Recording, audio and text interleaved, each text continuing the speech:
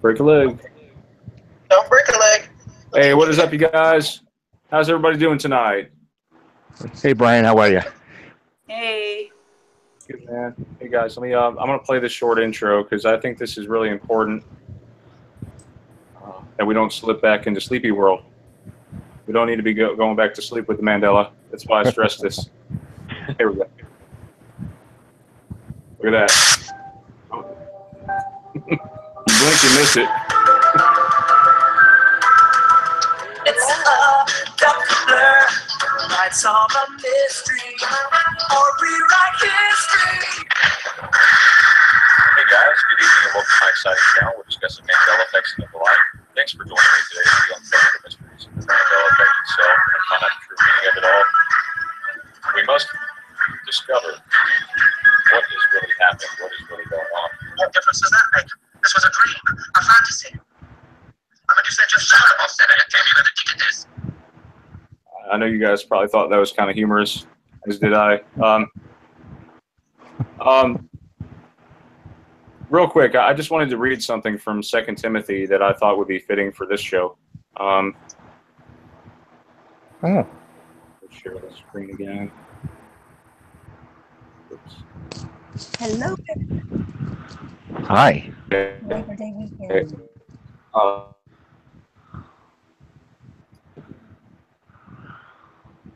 Bear with me, guys. Here we go. All right, do you see this? 2 Timothy 7, for God hath spirit of fear, but of power and of love. And the moral of this verse right here, we are made to be heroic. So what do you guys think about that?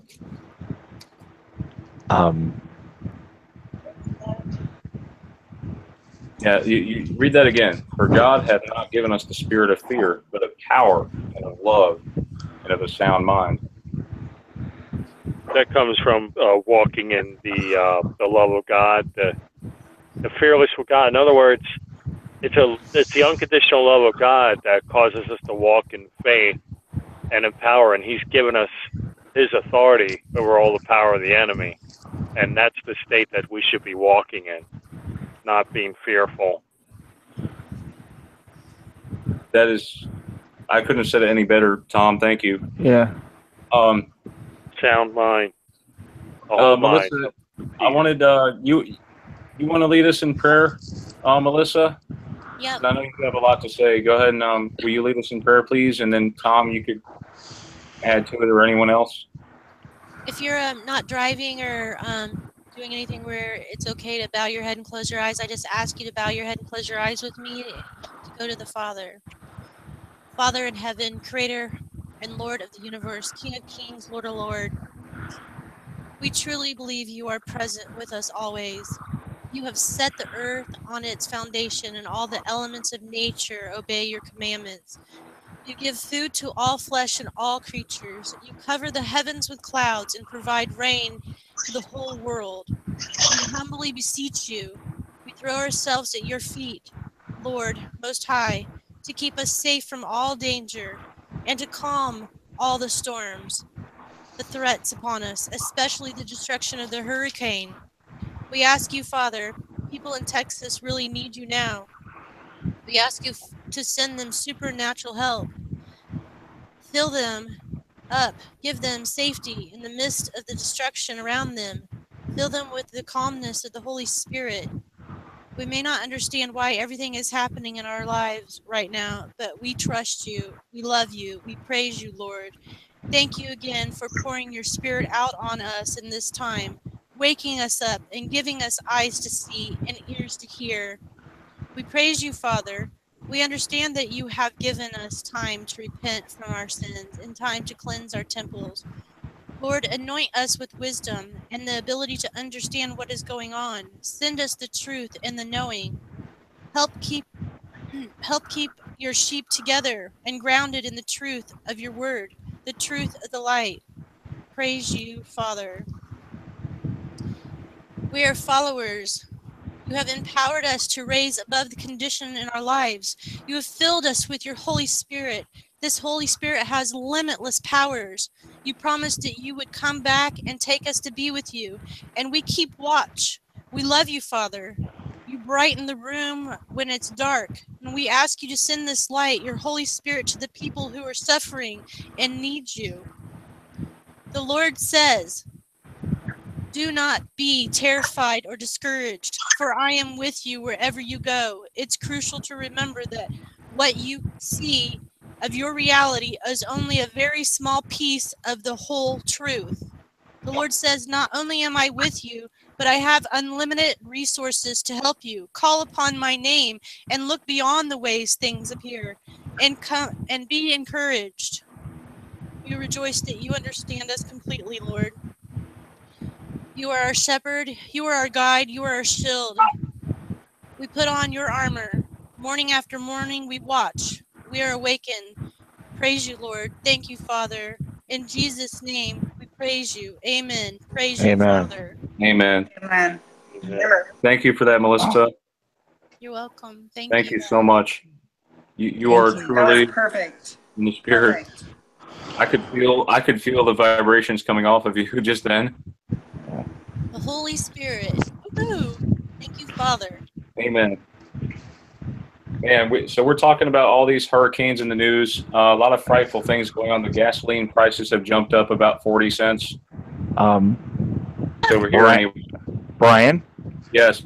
I wanted to mention something I heard about that as well, and I saw it actually.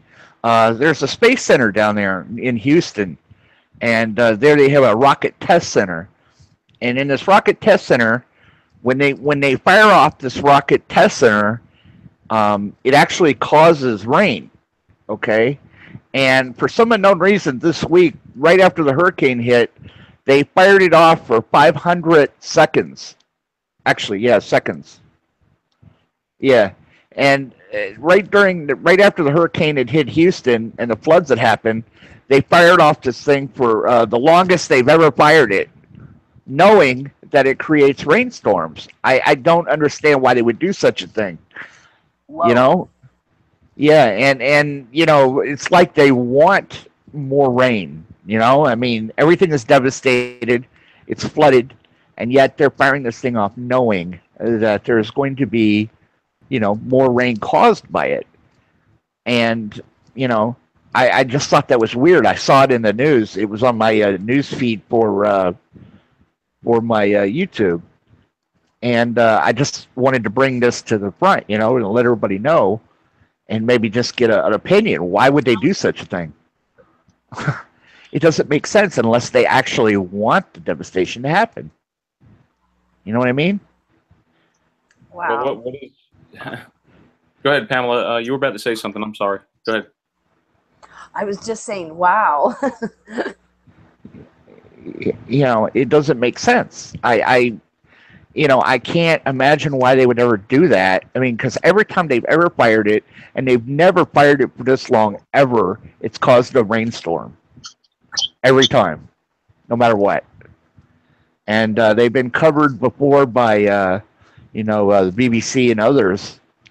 And actually, a BBC reporter was there when they fired it one time, and he said it causes a rainstorm, and the rainstorm happened right over top of him. And he got wet. He got completely soaked. Yeah. So, they fired it for the longest they've ever fired it right after the hurricane. Literally. So why would they fire right after the hurricane? That's the question. That's the question I want to know. I don't know. And the person who actually posted it on YouTube said he has no idea either. I think it was what's his name? He's from Boston. Richie? Richie from Boston. Yeah, Richie from Boston. Yep. He's talking about it. He showed the whole thing. He showed the BBC reporter reporting on it and getting rained on, and then he showed him firing it for like 500 seconds, knowing that it's going to cause more rain.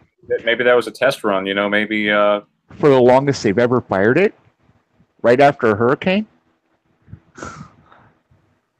Knowing that. Well, we have another hurricane coming, so Yeah. what do we feel about that? Yeah, Oh. and now that's a Category 5 hurricane, by the way. At this It's point. up to Category 5 now? Yes. Yeah. Yeah. At this Wow, point. that's quick. Yeah, they kind of project, and they could say it could pretty much go anywhere, but more than likely, it's looking like it's going to hit my state of Florida. Yeah. Wow. No. I might be asking you to look and see how my mom is after this stuff. Yeah. And if it crosses Florida, then the next place it'll probably hit, if it continues in a straight line, is Louisiana. Yeah, if it goes back out to the Gulf where the water's warmer, they'll fire up again and get its strength back. I'm used to that whole thing, but do you guys really think that it's gonna happen? I'm sorry. I don't know. It's it's in God's hands now. I mean, we can't predict where it's going to go, but here's a problem I have. They're saying now that they've weaponized storms. So my question is, if they weaponize these storms, why are they sending them at us? At ourselves. It doesn't make sense. Well, population control. Yeah, Well, I was watching. This is Becky. I was watching some videos, and just to backtrack, you know how a while back we were seeing how all the Walmarts, well, not all of them, but a good majority of them, and in Texas, were being shut down and rumored to be turned into FEMA shelters, or camps rather. Yeah. So now there's reports that they are taking some of these people from the hurricane to Walmart. Now, I don't know for sure. I haven't personally seen it, but you know what? If you backtrack and they're doing this, is it a good little test run for, population control, in essence? Could be, Well, Becky, I've heard all kinds of things. I've heard that they've installed things like guillotines in those places. Oh, yeah. I've heard. I heard it from my friend. He had a guy who was building one of them some years ago, and he said they put a guillotine in there. I heard that too. Yeah. Well, I do have something to say about that. Please. Wasn't it Jade Helm that they were doing to begin with? All right. Well, that's where the storm hit, where Jade Helm started. Mm-hmm. Right in Houston. Wow. Right. Go ahead, Tyler. Yeah. I do have something to say about that. I'm not worried about Jade Helm. I'm not worried about any camps or anything because it's all in God's hands. However, we live very cushy lifestyles compared to 95% of the world. We live very cushy lifestyles. We live in nice houses. We have heat. We have water. I'm not trying to put anybody down. Some people might have trouble. I don't know. I don't know who I'm talking with, of course. I don't know personal situations, but by and large, the United States has it very, very easy as the rest of the world. That is correct. So, but I got to say this, what you're saying, Harold and Tom, of course. Sure. The thing is that you got to look back to the 60s, the 70s, the 80s, even the 90s. People were speculating about these very things. JFK was the one that said, okay, we're going to divvy up the nation, section 1, 2, 3, 4, 5. Right. With his executive orders. You know about that, of course. Yeah. And people were talking about that stuff. They were talking about things with Vietnam. Nobody listened. They were talking about things with the presidents and what they were doing behind the scenes, and nobody listened. And this becomes our sci-fi, and this becomes our reality. Now we find out 20, 30 years later what actually happened. You understand? Well, you do understand that it was JFK that created all the special forces. Before that, there was no special forces. JFK actually created the different special forces, and he tasked them with the tasks that if the government ever got out of control, they would train the people and create militias to stop them. I don't believe that it's as complicated as you're making it. I think it's rather simple. I think it's more so if the government is creating the storm, I think it's to take our mind or politically to take us away from what's really going on. Did we all forget about the North Korea situation, which is a very real problem? No. Did we forget about the country? Of course we didn't, but that's what we're talking about, the storm. We're talking about we're worried about these other things. And a lot of these things happen as a diversionary tactic and to what's going on. You understand. Now, when 9/11 happened, I tell everybody all the time, when 9/11 happened, if you were buying a house, all of a sudden you're not buying a house anymore. You're not buying a car. You don't care about that. You're getting food. You're getting water. That's what you're doing. So they want to keep people concentrated on a certain thing away from something else. So what aren't we looking at right now? I would suggest to say, what aren't we looking at right now? What about a war? Maybe. What about a war in almost every Middle Eastern country at this point? Don't feel that we need to be worrying about that right now. But have you seen the headlines recently? Yes. I mean, of course. We're inundated with them every day. Yeah. Yeah. Okay. What do you mean? What headlines are you referring to, Shannon?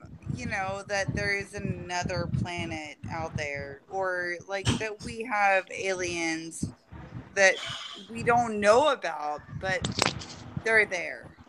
Yeah. You know. I believe I'm a little bit more, I have probably more friends than most. I believe the aliens will sooner rather than later, the aliens will come about. We'll find out aliens within a year or two. They'll say, okay, we're here. And we've been here. We're the ones. And we've been here a long time. We've been there, Area 52. They've been there probably a lot longer. I believe, and I'm of the fringe too. I believe the aliens are actually demons. That's actually what they are. Don't forget the Nephilim, the giants. They'll be popping. Oh yeah, I heard about that. Did you hear the story? Did you hear the story about the Nephilim that they killed over in Iraq? No. Yeah. Well, what happened was the special forces team got lost, and they didn't know where they went. So they sent in another team to find out what happened. And when they got to where they were supposed to be, they found a cave. And outside the cave, they found all the equipment laying all over the place from the other team. And a couple seconds later, they were patrolling the area. This giant came out of a freaking, a cave and attacked them. And they said the only way they could kill it was to shoot it in the head, and everybody had to shoot it in the head. And one of their guys was lost because this thing threw a spear in and speared one of their guys. And after they killed it, they said that the government came with the helicopters. I need pictures. And took it away. Yeah. At this point, I've heard so many of these stories over the years. Well, this was on YouTube. This was on YouTube that I heard it. I could come up with then it's got to be real because it's on YouTube. No, I don't mean that. What I'm saying. No. Excuse me. I know what you mean. I'm sure they must have had a snack too, for sure. Well, but here's the thing. Here's the thing, guys. Here's the thing. There was a documentary also on YouTube about these giants that supposedly they had 6 fingers, 6 toes, and they were abnormally tall, And apparently these giants are, I guess, descendants or whatever of the Nephilim. And those Nephilim were supposed to be giants.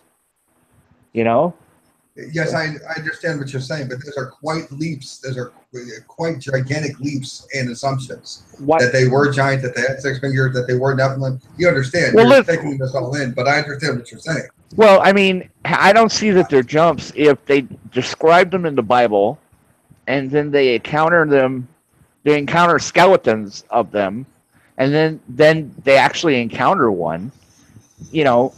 I don't see that there's a jump at all. I see it as being a genetic thing, I mean, that sentence right there is a jump. When you said that you see it, so I see it. I read about it in the Bible, so there's a genetic link. Well, what I mean is, I saw it on a documentary yesterday, literally, where they were actually going and showing the remains, the bones of these giants that they found.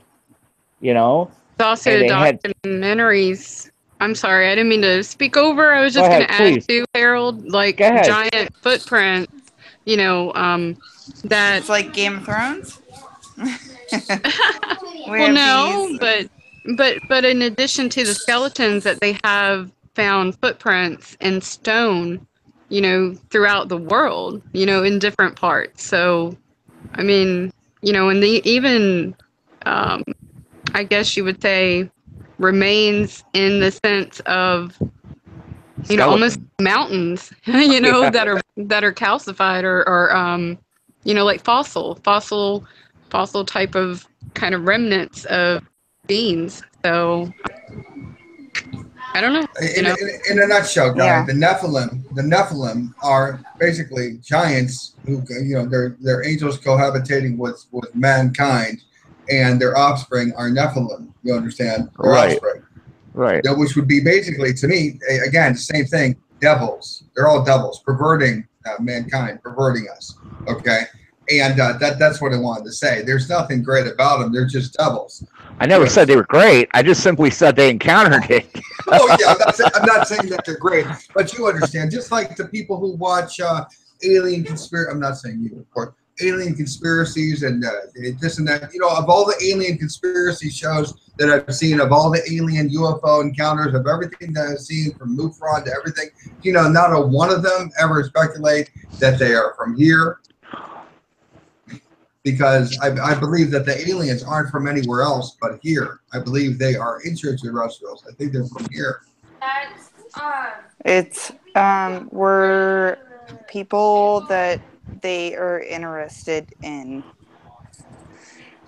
I'll tell you one thing. They're interested in us. Yes, they are. Isn't that something? So, why are they interested in us? Where's Brian? They're interested in us. And the other thing is that along with those UFOs, don't you know? I mean, a lot of documentaries, a lot of evidence. Those UFOs, you know, they land and take off from where? Does anybody know? Yeah. Does anybody know, Harold? Harold, do you know where the UFOs landed? In water. I haven't. They're in what? In water. Yeah, I mean, they could be hiding in water. Oh yeah. Yes. Yeah. You know, but here's another. But when they say they're interdimensional, okay, what is your take on that then? Because they say they're good question. Yeah, good question. Well, interdimensional is nothing. If Paul went up to the second, he said he went up to the third heavens, right, Paul? Yeah. Right. If Yeah. he went up to the if he went up to the third heaven,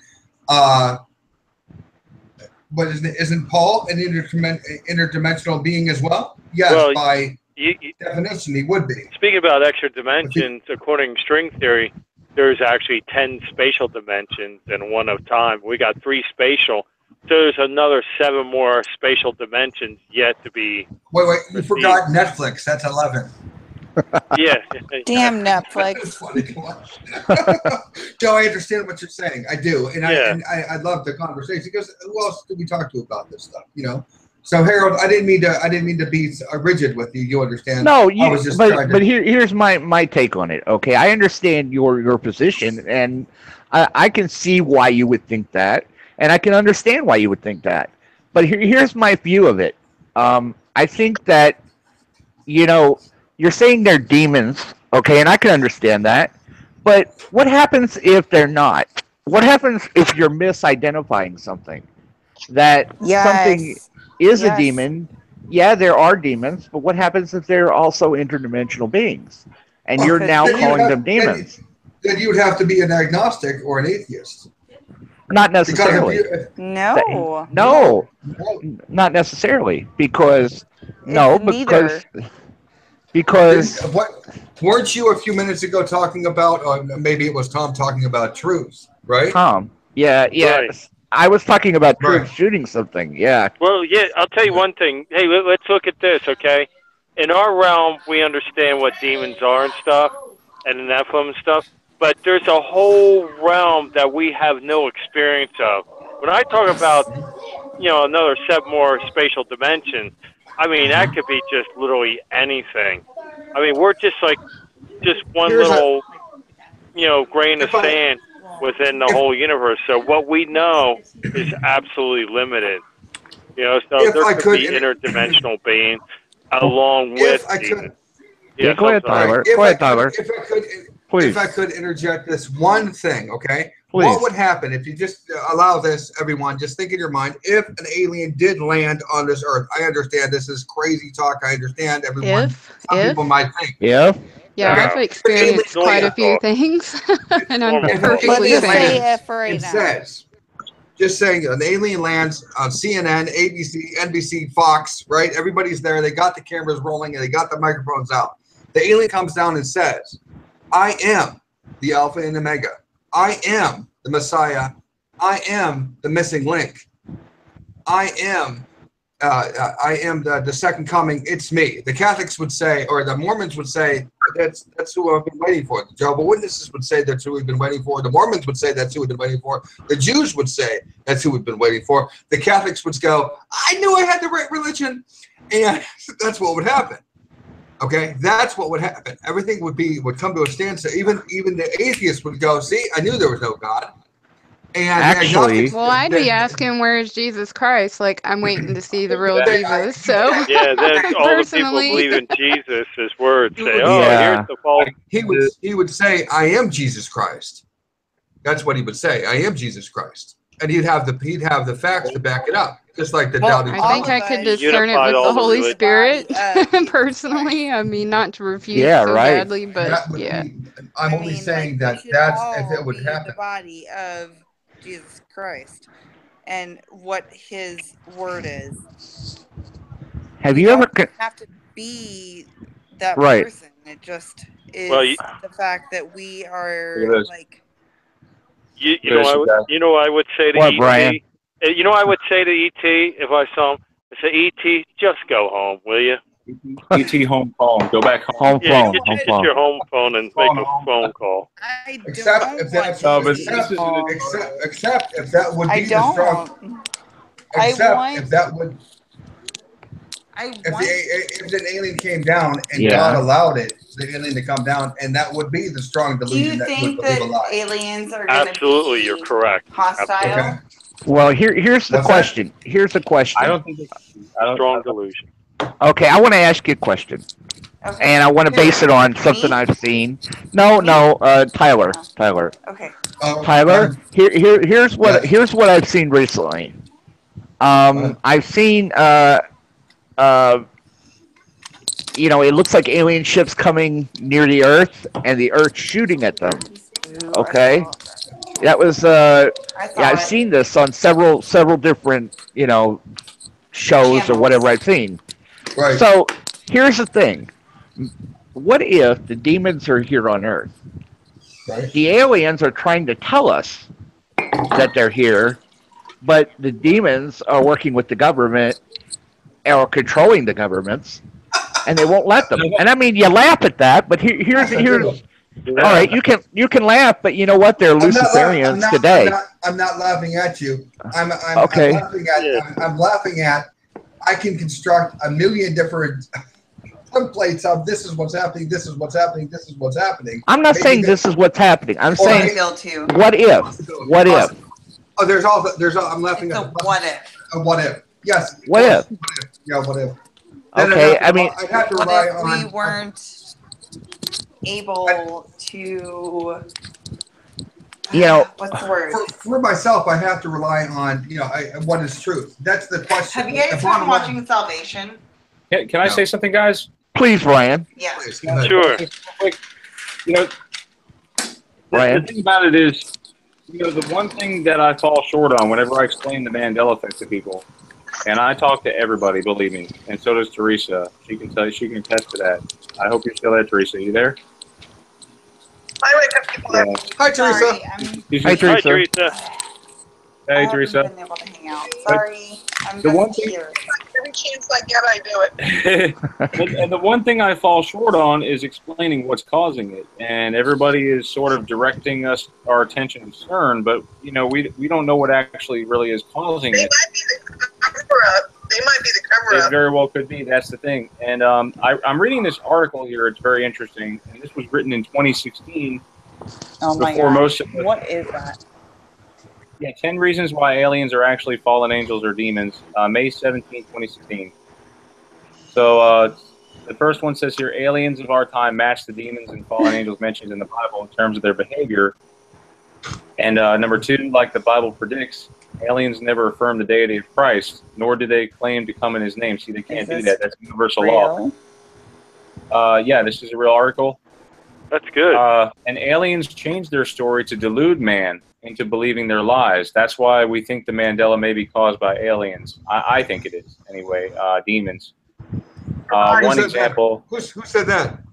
Who believes that aliens or demons are causing the Mandela effect? Brian, you believe that? I think so. I am believing so because they're leading to they're trying to bring their leader back, kind of like you know how the Decepticons have tried to bring Megatron back. You get triple bonus points for bringing up the Transformers. That's great. Oh, thanks, man. That's one of my favorite '80s shows. Awesome. This page is crashed because the AI made it crash. Hold on, let me reload the page. Well, what are you talking about that? It's the hand of the enemy, simply because the King James Bible is just so whacked out. Also, the lowercase t doesn't look like a cross. So you get some signs, and plus the enemy is the author of confusion. So what great way to confuse everybody with all these different changes left and right. Well, I don't want to pick apart what you put on the screen here, but aliens never affirm, as it says here, aliens never affirm the deity of Christ, nor do they claim to come in his name. Well, they do affirm the deity of Christ, and some do claim that they're a powerful creature. That the devil is an angel of light. Is he not? Lucifer, the angel of light. He is a god, is he not? With a small g. He is the god of this world. He is a powerful creature. And remember, it says in the book of Job that doesn't it say in the book of Job that he says all of the creatures are. What's that? No, I was telling Teresa, hold that thought just for a second, okay? Wait for Ty to finish, okay? No worries. No, go ahead. It was just, I was talking about the Leviathan in the book of Job in chapter 41, where it says none of these creatures, none is able to stand against them. Okay, there's none that shaketh a spear. The scales are so close together, nothing can get between them. Not even air can get between them. And if nothing can stand before him, who can stand before me? God. Okay, and that's the point. So this guy, the devil, is no small thing. And all through the New Testament, nobody ever says the devil is no small thing. Quite the opposite. Except he's nothing compared to God. That's the point. Right. I think there's a lot of jealousy going on there. The fallen angels are trying to bring back their leader. This thing, whatever's coming, I think it's something that's really pissed off. God is letting it happen. And well, when you look at Satan, I don't mean that. He's come down because he knows his time is short. He's come down with great wrath, and I think that's exactly what we're experiencing. I just want to read one thing real quick, Ty. One thing real quick. It's this. Okay, it says here number 6. This is important, and of all things, it happened to be number 6 out of all these 10 things here. Mm-hmm. Aliens bring ideas to Earth that will help man unite worldwide for a new era of consciousness. This uniting prepares the way for their leader, who is possibly the Antichrist, by making mankind forget their religion and loyalty to their countries. Oh my goodness. Yeah, see, that's kind of bad in a way. Not so much forget the religion, but to merge all the religions together and merge all the political system and economic. If you get those three things to be united, then it'll become an easy one. You understand? Ty and then Teresa, okay? Okay, New Ageism is nothing more than watered down Satanism, which is nothing more than humanism, guys. And that's what we have. We have a humanistic society right now. That's what they call it, humanism. Okay, and that's what you're reading off that page there that was numbered so eloquently is talking about humanistic behavior.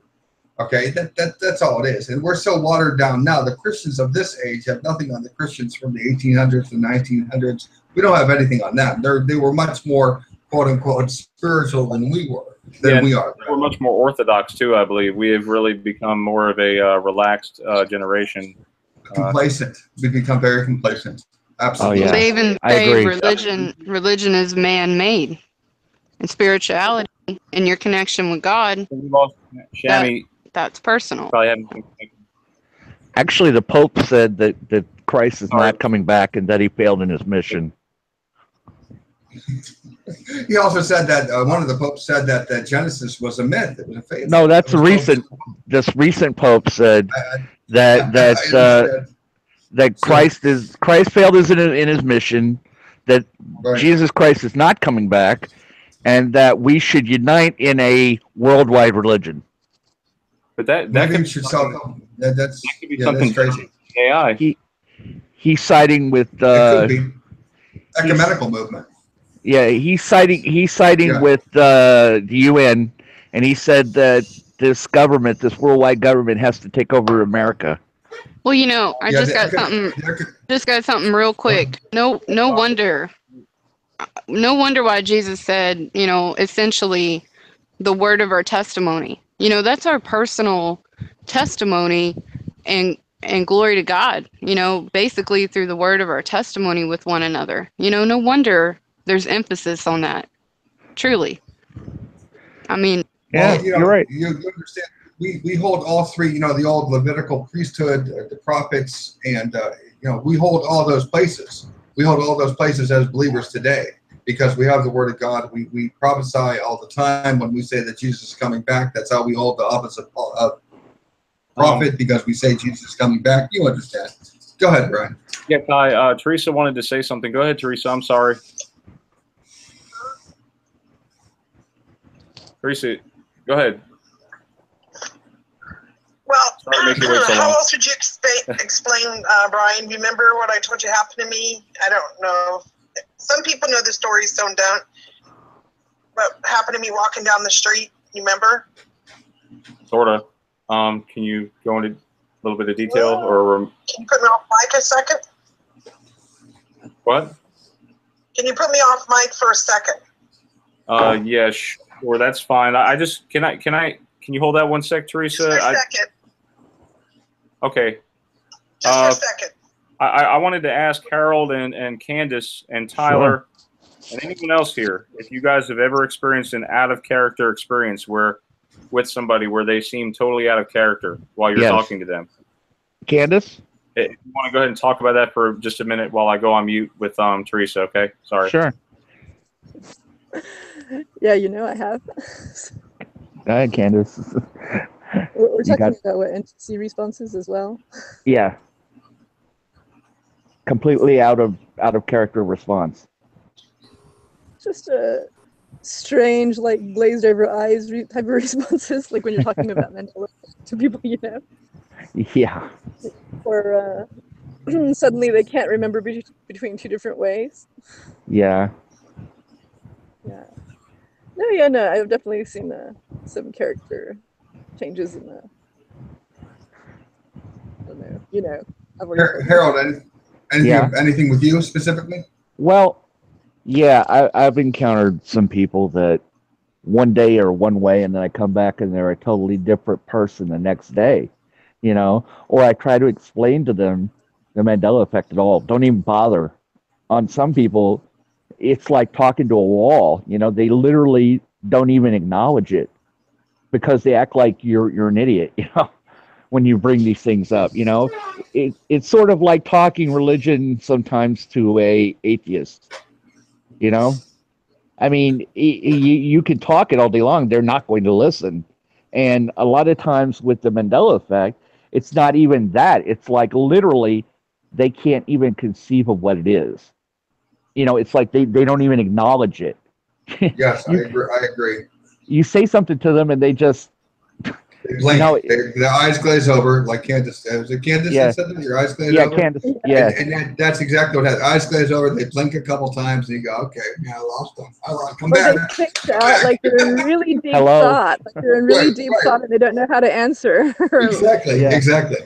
However, it's like confused. Yeah, like yes, confused it, but yes, go ahead. I'm sorry, Shamrock. Hey, I have a problem with so talking to I have a people. friend No, Charlie did. that is willing to talk about everything. Awesome. That's good.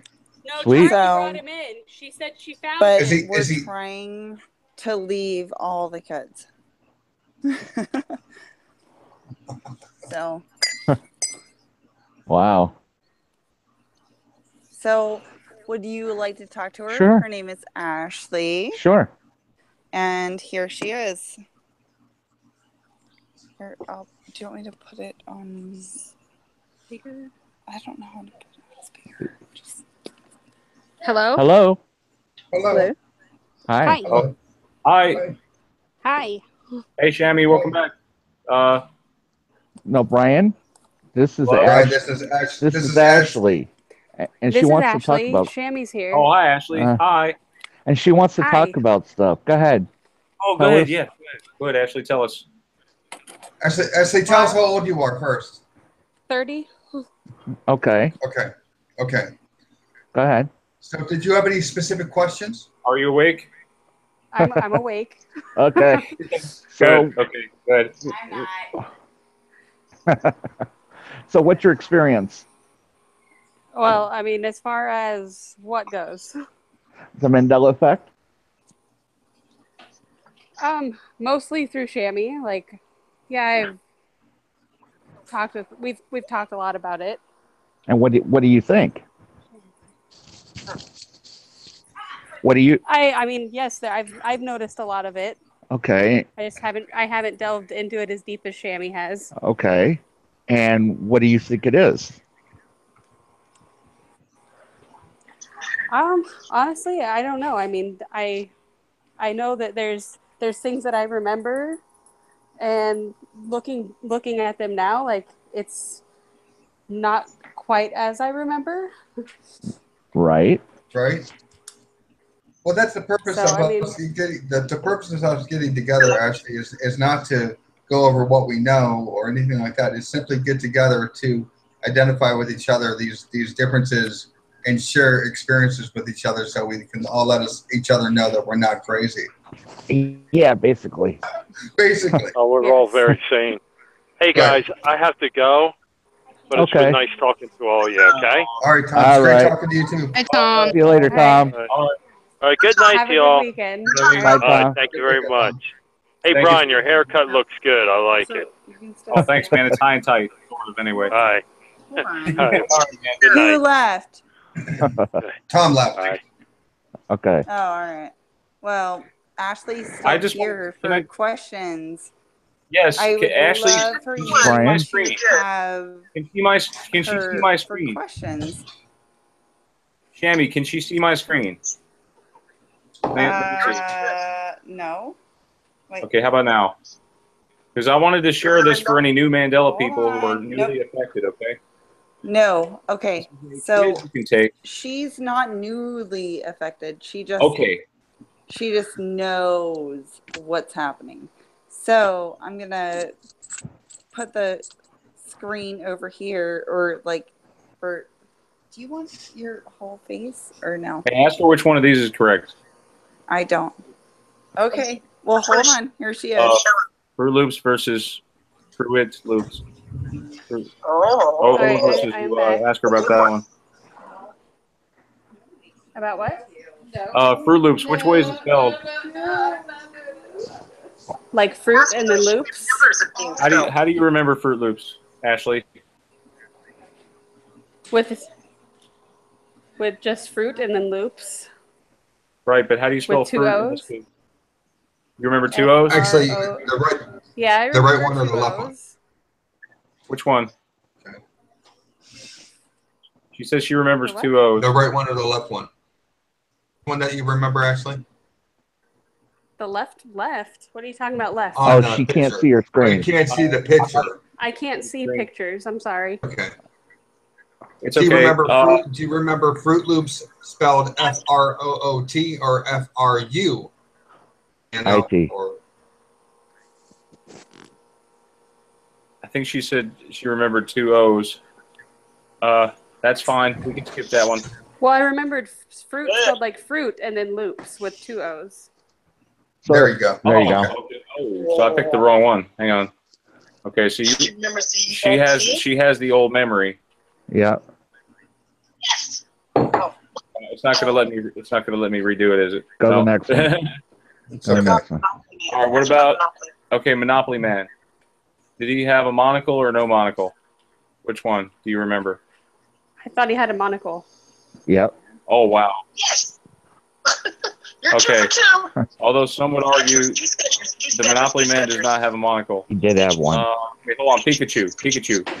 Because I even played the games on like the computer, like back in like the 90s and stuff, and I Oh, remember wow. I remember him having the monocle. Oh, He did. You remember the game? Sketchers. You remember you talking about the game that you played, Monopoly Man? Yeah. Yeah, on the computer. Wow, yeah, I remember that one too. What about Pikachu? Because I know you're pretty much your '90s kid. You mentioned so. Pokemon would have been probably one of the games maybe you've heard or played. Did he have a black stripe on his tail or no black stripe on his tail? Speaker. Oh, hold on. Speaker. Pikachu. Hold on, Shammy's fixing the phone. All right. Sorry, guys. It's not working. Hold I know, on, and but I'm excited that you get someone else other than me. yeah. But it's open, but how do I... Is it not showing my screen? No, go back to that. Click it again, Brian. So apparently I almost failed this test already. I got 3 wrong and 1 right. Got it. Okay, she put it on speakerphone. Got so it, she can hear Brian. too. Oh, okay, Okay. cool. So you see the picture now? Nope. No, it's just me, my pretty face. I just see Shammy's beautiful face. Maybe Oh, okay. can Yeah, you well, tap on his logo at the bottom if what? you're on a phone? Can you Which tap logo? on his logo, Oh, the Brian? If you tap on my logo, you might be able to see my screen. It always... Yeah. Oh, I remember the stripe on the tail. Yeah. You do? Yes. Yeah. Wow. See, and what about Looney Tunes? How do you spell Looney Tunes? O-O or U-N-E-S? U-N. You spell Looney Tunes. Oh, hold on. Nope. You have, No. With the O, 2 O's. Huh. Really? No? Was it? Oh my gosh. No, it was the I'm- U. All right. It was Was the it U. the U? I haven't watched Looney Tunes in so long. Now it's the U. Yeah. Some people remember O-O, so we have to acknowledge that, you know. The Okay. correct one is Tunes. It's almost like iTunes. Which one of these is correct? Interview with the Vampire or Interview with a Vampire? Which one is it? Sex in the City. Yeah, that's another one. These are some major Mandela effects that some people are, we're really sort of remembering this wrong. Febreze. That's a big one. That's a big one. Yeah, I don't want to overload her right now because she's concentrating on Interview with a Vampire or the Vampire. Do you know which one it is, Ashley? The vampire? Oh. Oh, you got that one right. It's a vampire. Let's see, Febreze is next, actually. That's funny you mentioned that, Teresa. Is it Febreze? Yeah, it is, for real. I'm just being funny. I'm not even looking at it. You're not even looking at it? That's a 1 in a million shot. So Febreze, did it have 2 E's or 1 E? 2 E's. Oh yeah, she has our memory too. Look at that. You got our memories. Yeah. Was it Sex in the City or Sex and the City? Sex in the City. In the City, and yeah, it was Sex and the City. See, for some people. Which one of these Volvos is correct? See, we could spend all night on some of these. Some people remember Volvo without the arrow, like I do, And I've seen it now recently with, but I remember it without as well. Yeah, me too. This is crazy. Yeah, see, that's only the first. Look at this. We failed the test. Hang on. Where is it? He's checking it out for you. By the way, you're live on Facebook. Yeah, she's definitely awake because she has a lot of the same memories. So, Some of the others. Skechers. Do my favorite one, Skechers. Right. How do you spell Skechers? That was a good one for me. How do you spell With Skechers? a T or without a T? With a T or without a T? Skechers. Say it. With a T? No. Yeah. Yeah. Yeah. With Thank you. Yeah. Yeah. Man, it's so funny how the mind works. And here's another one for you. The movie in the movie The Matrix. Do you remember the guy? What's his name? Morpheus. Morpheus. You remember him saying the famous line, "What if I told you that none of this is real?" Yeah. No. Yeah. Do you remember him saying that in the movie What If I Told You or something like that to that degree? It's like you could hear him saying it. It's so weird. Like, do you remember him saying that line? No. He never actually says it in this reality. And another one is, how about Star Trek? Everybody knows Star Trek because that's a 70s and 80s We show. know it's Star Trek. Beam Me Up, Scotty. Do you remember that? Yeah. It never existed. What? You never said it. Beam me up, Scotty. We found some great residue for Beam me that. up, Scotty. Yeah. Great residue.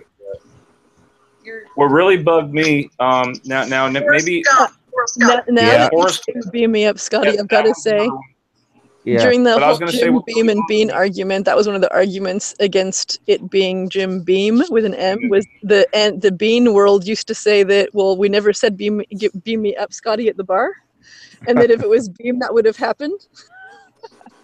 Yeah. That's good. That's good. Yeah, that's That was one of excellent. the arguments when I was in the Bean world. That's what they were saying. Yes, that's true though. That is true. People would say it. You came back from the bean world, luckily. Yeah, when I was in the Bean world, the argument against it ever being Beam was that. Can I say something, Beam guys? me up, Scotty. Can I say something, guys? One of the big peanut butter. Well, wait. Jiffy peanut butter. Hold on, Teresa. Hold on. Yeah. She's Another big freaking. one. I know you're excited about that one. I'm gonna There's another big one that Ashley really gets could me. do her stuff. Which one, Brian? Ashley is gonna be leaving soon, but like if you have Okay, ask her real quick. Ask her real quick. It's not, Tutti Frutti. you have to show her Dolly's face. It's not a Mandela test if she doesn't see Dolly's face. remember like, on Yes, we have to see Dolly's face. Yes. Hang on.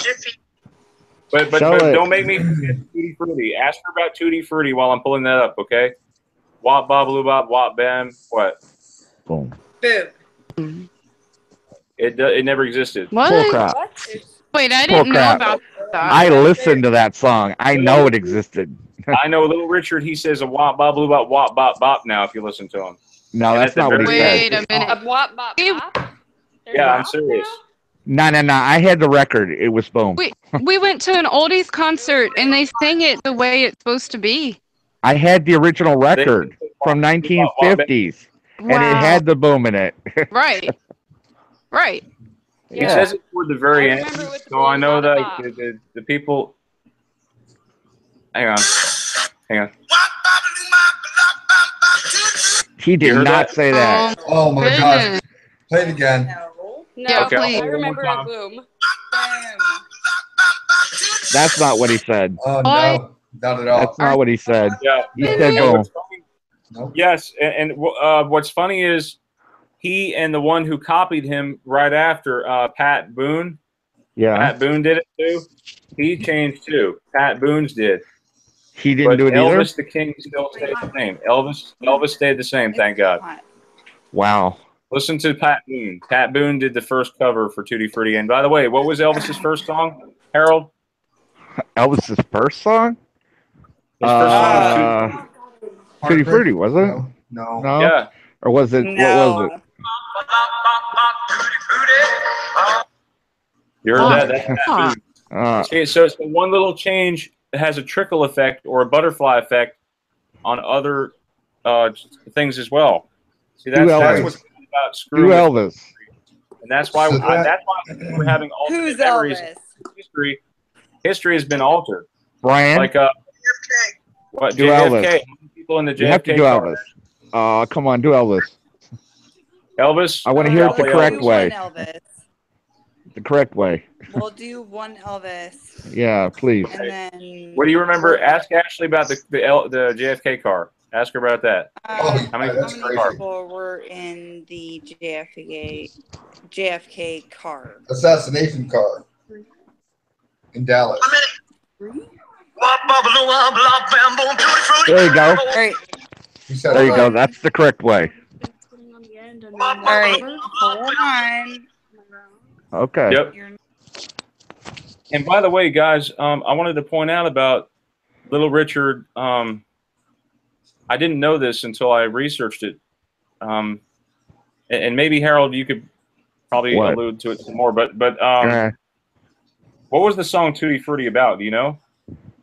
Tutti Frutti? I have no idea.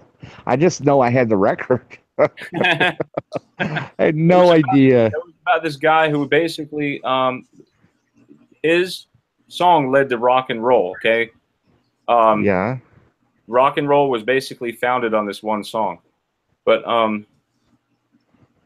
Little Richard would like to think so. Yeah, that's what he can do. Yeah.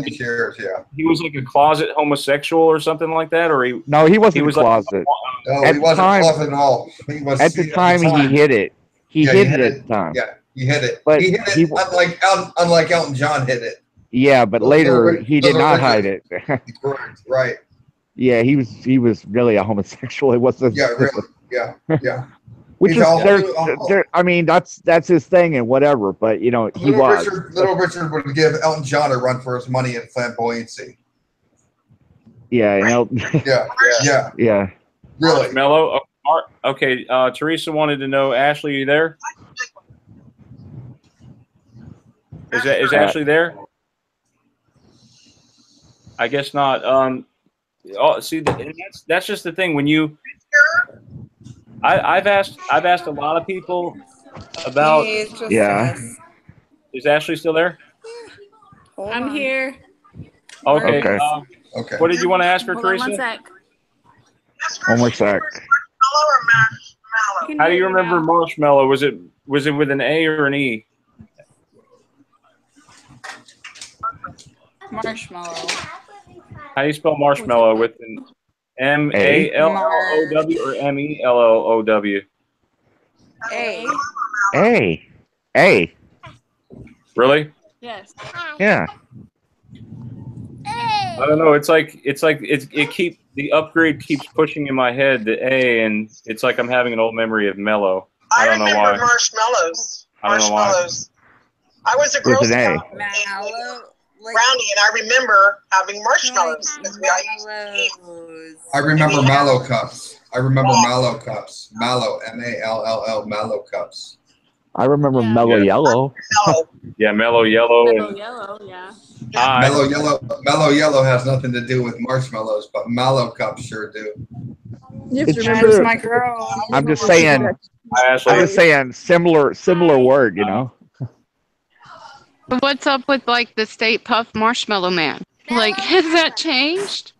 Some people say it did change from Stay Puff or Puffed or something like that. P-U-F-T. It's P-U-F-T. Oh, P-U-F-T. You're kidding. Stay Puff. Are you 100%? What? P-U-F-T. P-U-F-T. Let me see which one it is. Which one is it, Ashley? Stay Puff or Stay Puffed? P-U-F-T or P-U-F-F? P-U-F-T. Wow. Is it P-U-F-F or is it P-U-F-T? I wonder if we could look into Ghostbusters and see any kind of residual or not. You should be able to, yeah. Well, see, that's what kind of shocks me. What kind of shocks me a little bit, guys, is that pretty much the worst things in the Bible. Right. Yeah, you watch. All right. We'll take it.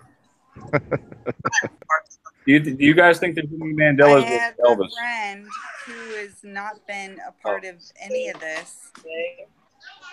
So, there's it. Wait, you have a wait, Shammy, can you repeat that again?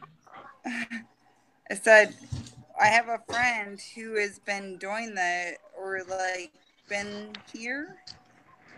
Yeah. And we're trying to figure this stuff out. But I also have British.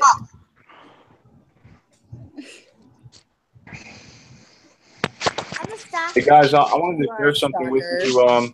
I got these shirts printed, and I've actually got a whole box full of them.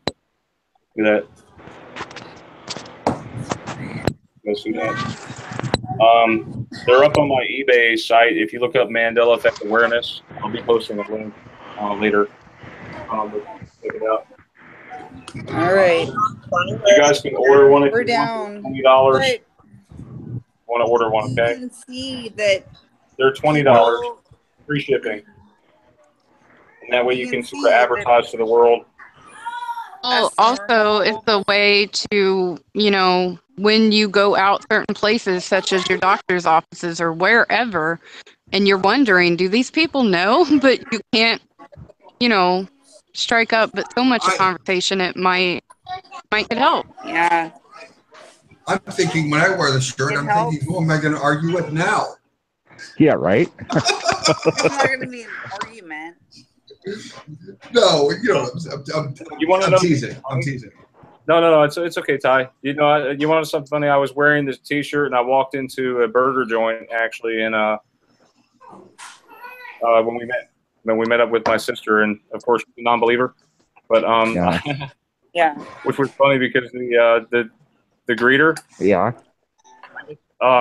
she noticed I was wearing the shirt and she commented on it. She said she liked that and she knows about the effect. It's like we can sort of connect with one another. Ask my daughter if it's mirror, mirror on the wall. Your daughter? Yes. That one, right there. Ask her. Is it mirror, mirror on the wall, or is it magic mirror on the wall? Which one do you remember? Is it magic mirror on the wall, or is it mirror, mirror on the wall? Magic mirror. What? Oh my goodness! What? Oh. Yes. Mirror, mirror. I have that. I have the same. I have the same thing in my family. We have different kids that have different things, different memories. Do you guys remember this? Completely off. This is completely off. On the wall. Yeah. Do you guys remember the animal? Do you guys remember the animal for your children? Do you guys remember narwhals? Do you know what narwhals are? No. Do your children know? Do your children know narwhals? I could have sworn we had like just swordfish, right? The ones with the long Well, I they're remember in the ocean, aren't they? I I remember never when knew that about the unicorn whale. I liked No. unicorns too. I would have learned Right. about it. Right. We went to There's a commercial, a song. They're causing a commotion Fairchild. because they are so awesome. I used to go to SeaWorld everywhere. That one They don't song actually was have a it narwhal in gets SeaWorld, do they? You know that song. Mirror on the wall. it gets stuck in your head, and when we heard that song, we were like, narwhals swimming in the ocean. I'm like, what is a narwhal? Yeah. Where did it come from? Causing a Actually have them in commotion any of the ocean places because like they are SeaWorld? so awesome. Right, but I don't have any recollection of the song at all. And raising the kids, I never saw the. But my kids have a memory of it. Huh. Some of my kids Do you remember the narwhals, Tyler? Do they keep them at No, SeaWorld or they don't anywhere? exist. No? They don't exist for me. I have no memory of them at all. You remember mirror, mirror on the wall or magic mirror on the wall? Mirror, mirror. All right, say it. Mirror, mirror on the wall. Who prepares the wall? Snow White is. But apparently, if you watch it now, it's magic mirror on the wall. Yeah. Why? I don't know. That's a good question. That's a very good question. That's the most. We don't know why. We've got all night. Why? 15. Yeah. Why? Why? We have no idea. We don't know why. Gotta figure this out. We're gonna figure it out. Yes, I'm here. Why don't you look and see what I just sent you? She remembers mirror, It's mirror. 100% residue. 15. Mirror on the wall. Who prepares the whole thing. It's not like magic mirror on the wall. Wait, what is it?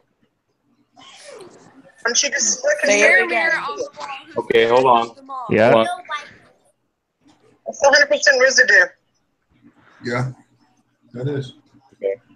Two children that have two distinctly different memories from the same family, correct? Yeah. Not from the. Yeah. No, Bridget knows the difference. Uh, And I'm kind of Well, which one is her weirded memory? out the fact that she said Oh, what's that? magic mirror. Who said Yeah. magic mirror? Well, that happened. Because she Yes, I actually have residue. Hold on, guys. Told you so.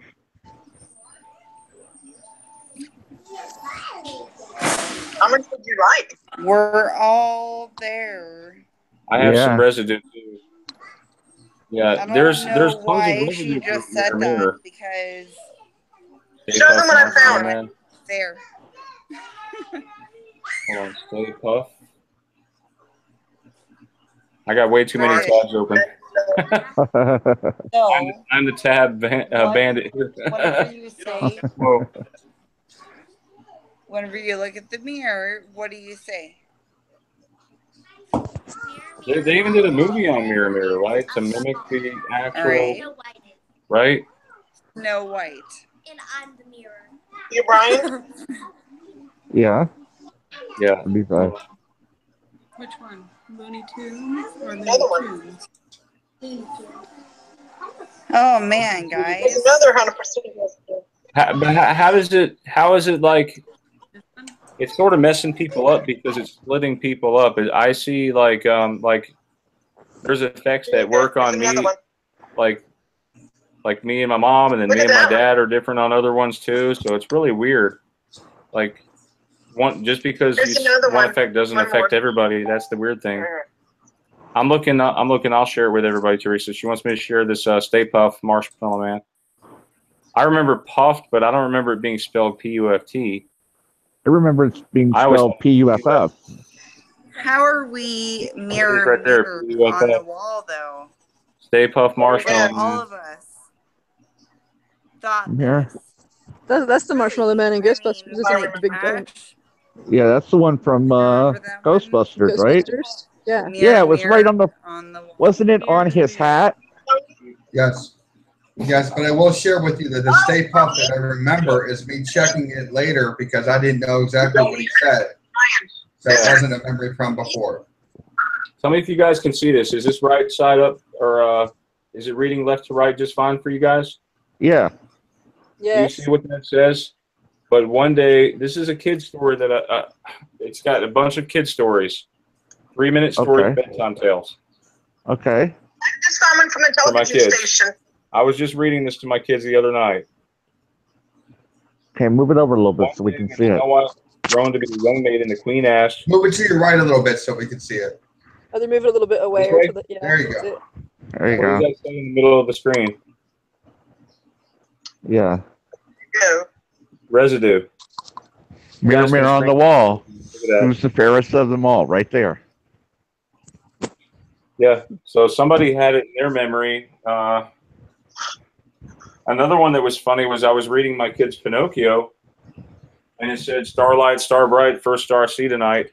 I know that one. Wish I might to make the wish I wish tonight, and I remember it to have the wish I wish tonight, which is basically the same thing. But I thought it was weird. It was in that book. Huh. So.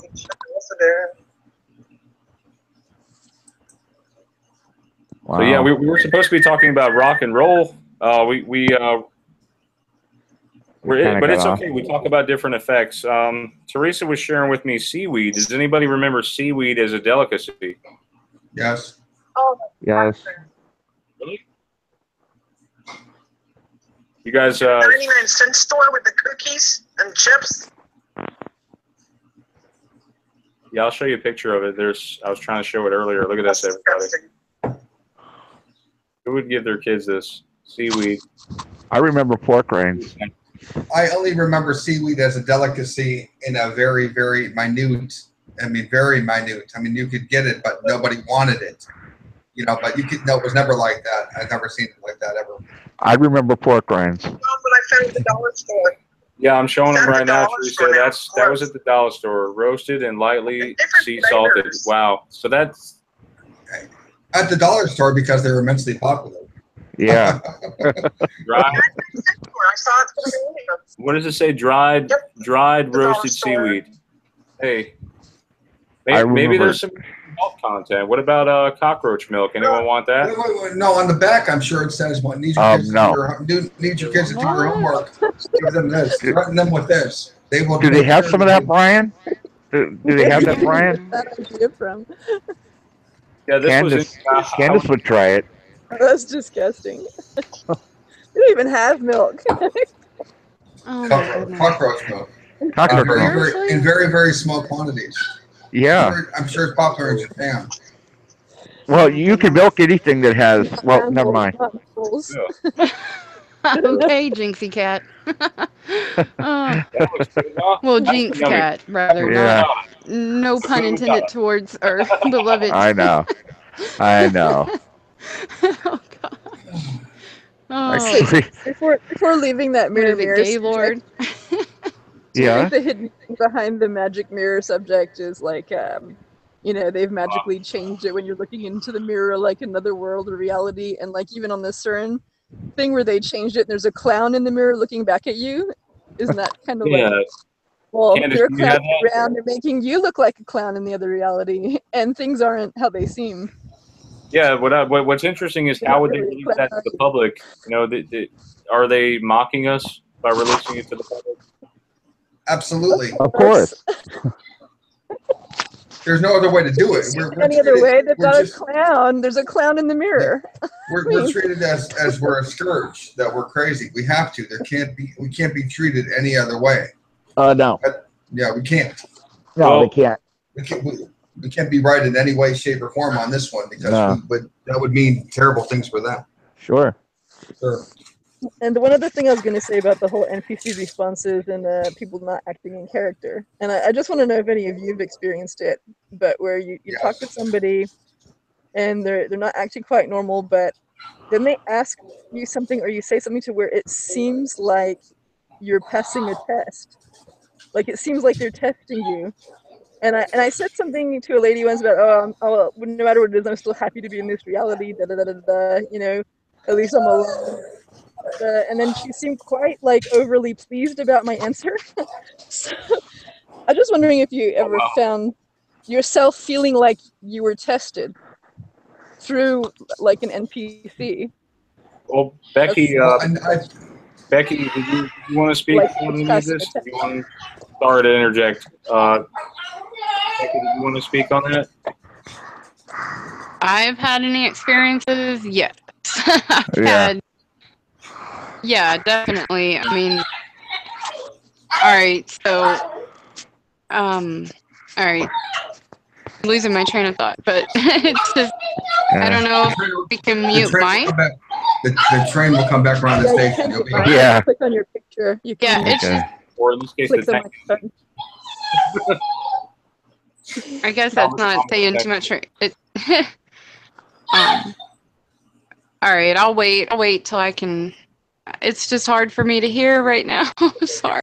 Your mind is somewhere else right now. It's okay. You're being directed somewhere else by either or a child. As far as the what did you say? NPRs? Is that what you said? Yeah. Okay. I have not had NPRs, but I something similar where I feel like I'm being tested. Then yeah. Oh wow. My experience has been, it feels, in my own opinion, was that I felt like it was personal, and to you guys it would be NPRs. I felt like it was personal because I keep running into the Mandela effect even when I'm not looking for it. Yeah. Right. Well, didn't we have a week where all the spouses went nuts? Yeah. Remember that, Candace? Mine had his the cursor on the delete Facebook account. Yeah. Yeah. Mine went nuts. The same week mine went nuts. Jinx Cat's spouse went nuts. Well, and a few others. My wife and I see exactly the same thing, so that's very good. It's very unique that they see the same thing. I think that one week they must have turned the power up a little bit on the Gwen People towers. around us, since we're not affected. So like for example, like when I wanted to come onto the show today, and I was like an hour late, but it seemed like everybody around me was trying to pick a fight with me suddenly. And all these things were happening to delay me from coming on. Abnormal. That happens a lot. Way. So yeah. That does happen, and that's a personal effect. That's a personal effect. Or you go for a while and it's just about dead silence in communication, and then the minute you do something, everybody's like, hey, text here, message there, whatever there, all at the same time, and pulling your attention away, diverting you. Your attention. Right. Happens a lot. Well, and a moment ago, I guess there was just background noise. It was hard to. It was just hard to come across, but over that. But I understand we all have things going on, So what I'm running into is I'll have a conversation with someone, and a little bit goes by, and then I'm getting responses from people as if no time's gone by. Either they're picking up where they left off weeks ago or in the middle of something, and I'm like, whoa, wait a minute, you're not speaking a complete thought. What's going on?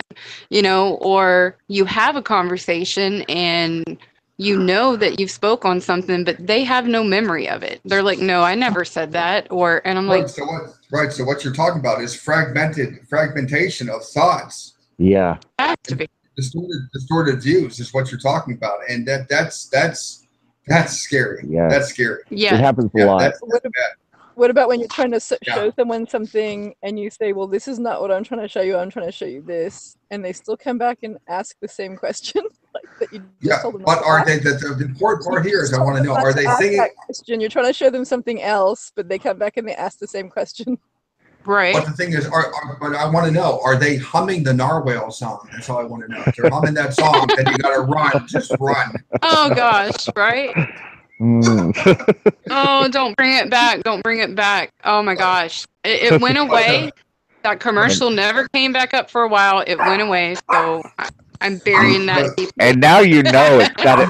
And now that we've spoken about it, it will be back. It probably will. No, my personal experience with that is I went back to my because I grew up and got married. I moved away and I went back to those friends from 20, 30 years ago, and I know that we all share the same experiences. And not only do they not share those experiences, they swear that I was doing something else at a different time. Their times are messed up, and it's very confusing to me. And I said right there, I'm not going to figure it out because each one was different. And I said, I can't figure out that mess. And I knew right away that I was really, really, really onto something. This wasn't just something that I, mistook or misconstrued. No, because they did it. They have a different memory completely, not only of reality, say of the JFK car or another event or the map or a geological thing. No, it was me personally. They were putting me at places that not only wasn't I there, there's no way I could have been there. I lived in another state. So I've had that happen. Right. That was another reality. That's right, but that's crazy because I said, well, to me, I'm like, wait a second. For them, right? Mm-hmm. Yeah. Well, the real question was, am I who I am, or are they? Someone's changed. Either I changed or they changed, and I was conflicted with that question for a long time. And I figured, I was trying to figure out, are we who we say we are? Well, That's a good question. Right. Well, I had if you've experienced. Yeah, go on. Sorry. Oh, sorry. Sorry, Candid. No, I'll come back to it. Go on. It's just real quick. I know I had something huge, and looking back on it now, it really makes me wonder what it was. Is in 2010, I had all these things lined up per medical diagnoses and the next step. They were going to do a fusion in one spot on my facet joint. So all this was down packed, right? And then my father had passed in 2011, and I kind of let that go to the wayside because I had to deal with it all. Well, I'm figuring as medical professionals, they should have these things in their notes when you come back. As I told them, I've got this going on. I've got to reschedule it all. We'll pick back up. Well, when I went back to them, it was as if, they never saw I you. had to start all right. I had to start all over. It was like they never had that in their notes. It never was said. It never happened. They couldn't find it. We can't find anything in our notes that this was ever said or to be done next. And it was so weird. I'm thinking, okay, New reality. they seem totally different. That's and this was so in 2012.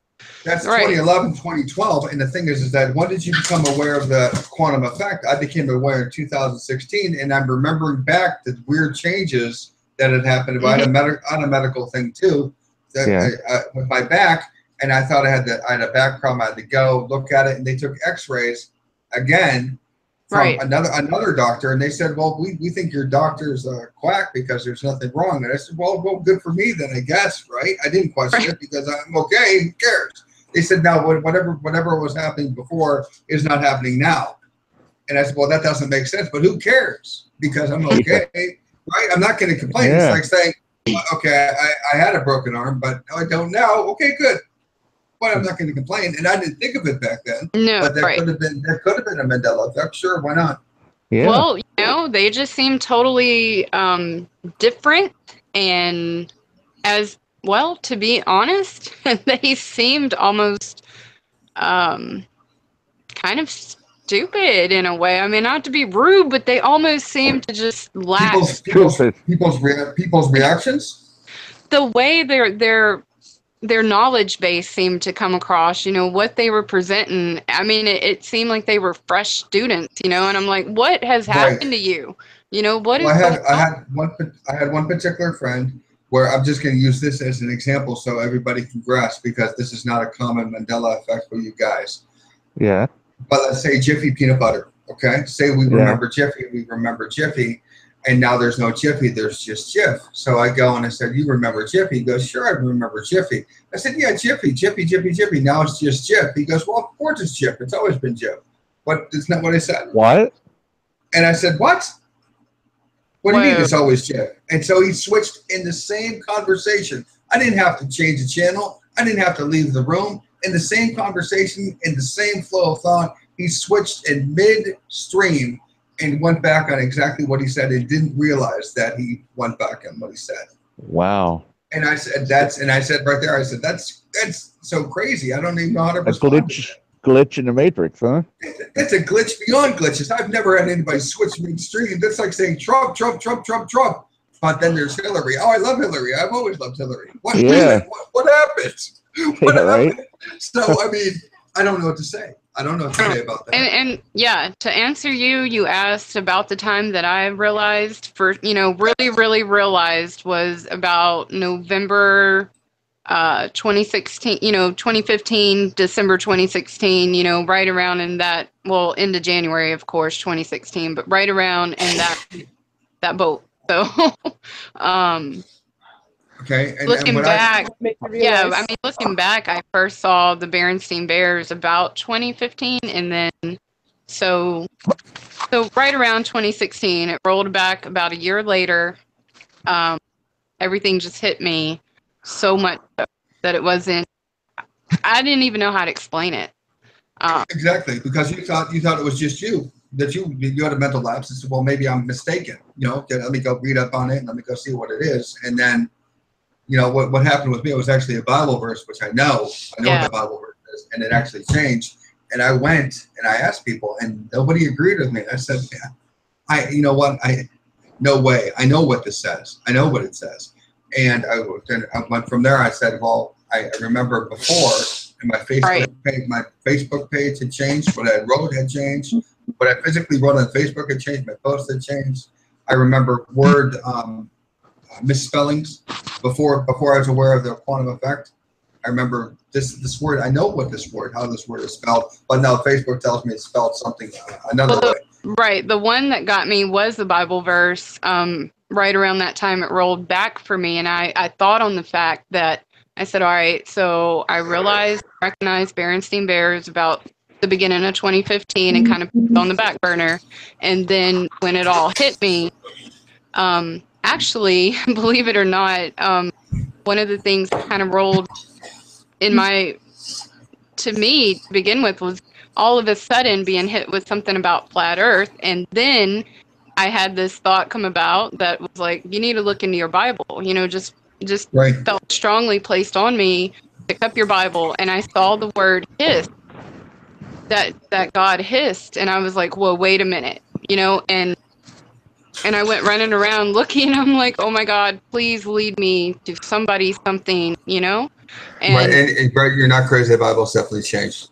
Yeah. Right. Oh yeah. Absolutely. Yeah, absolutely. Even though you can't find 5 people in the same room that agree with you, but it's true. It's true. The Bible's changed. Oh yeah, absolutely. Yeah, there's no doubt. No doubt.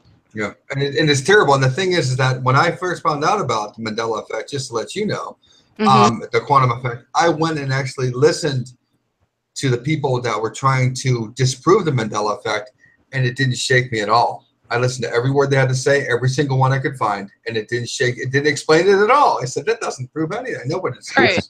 Yeah, like at first, and right. I was trying to do things to be like, actually at first I was like, okay, can I just prove whatever's going on to any degree, And Right. I was in shock, and I wasn't just trying to go by YouTube.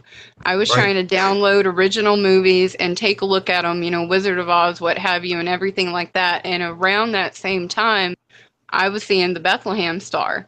And I remember going out, and before I really even knew any more about it, I just, I had a thought come to me, oh my gosh, this is the same star essentially that was here when Jesus was born. And I just had this, I don't know, a sense of knowing about this, and all of it hit me around the same time. So I'm like, okay, this is happening. This, things are not as I remember it. There's no way it's not just the internet. I'm looking into other things, and there's no way I can explain it. So I'm in deep shock, So ever since then, there you go. Brian, I have something. I have something for you. Yeah. Something that you should be doing, that we should all be doing, is we need to come down, because of semantics, we need to come down to certain words and phrases that everybody can agree upon. What she's describing there is a time when she woke up. That's it's called waking up. When did you wake up? When did you start seeing the quantum effect? You can refer to that as waking up. When did you realize that something was going on? Because there's no common terminology with all of these people. There's nothing. Are you talking about among the Mandela community or among everybody in general? Yes, among the Mandela community. There's nothing. There's no common. There's no common language. No common vocabulary. So one of the things that Life Matrix tried to do was try to change Mandela effect to reality shift phenomenon. I think he did, but it definitely is a phenomenon. Something sinister may be going on here. And in lieu of what's happening with media, I wanted to, and we talked about hurricanes and how Harold, you were talking about how they fired off this thing that kept the hurricane going, right? Right. Yeah. Sure. I wonder if Teresa shared with me this a second ago, and I was wondering if you had heard about this. This is happening in California right now. Believe it or not, they're having like wildfires and trying to get people to evacuate. 6 degrees at 4:50 p.m. Duarte, California. Anyone from California maybe could shed some light here? Is this a fake story? Is it real? What do you mean it's 106 degrees? 106 degrees at 4:50 p.m. and there's this wildfire going crazy. It's never been 106 degrees at 4:50.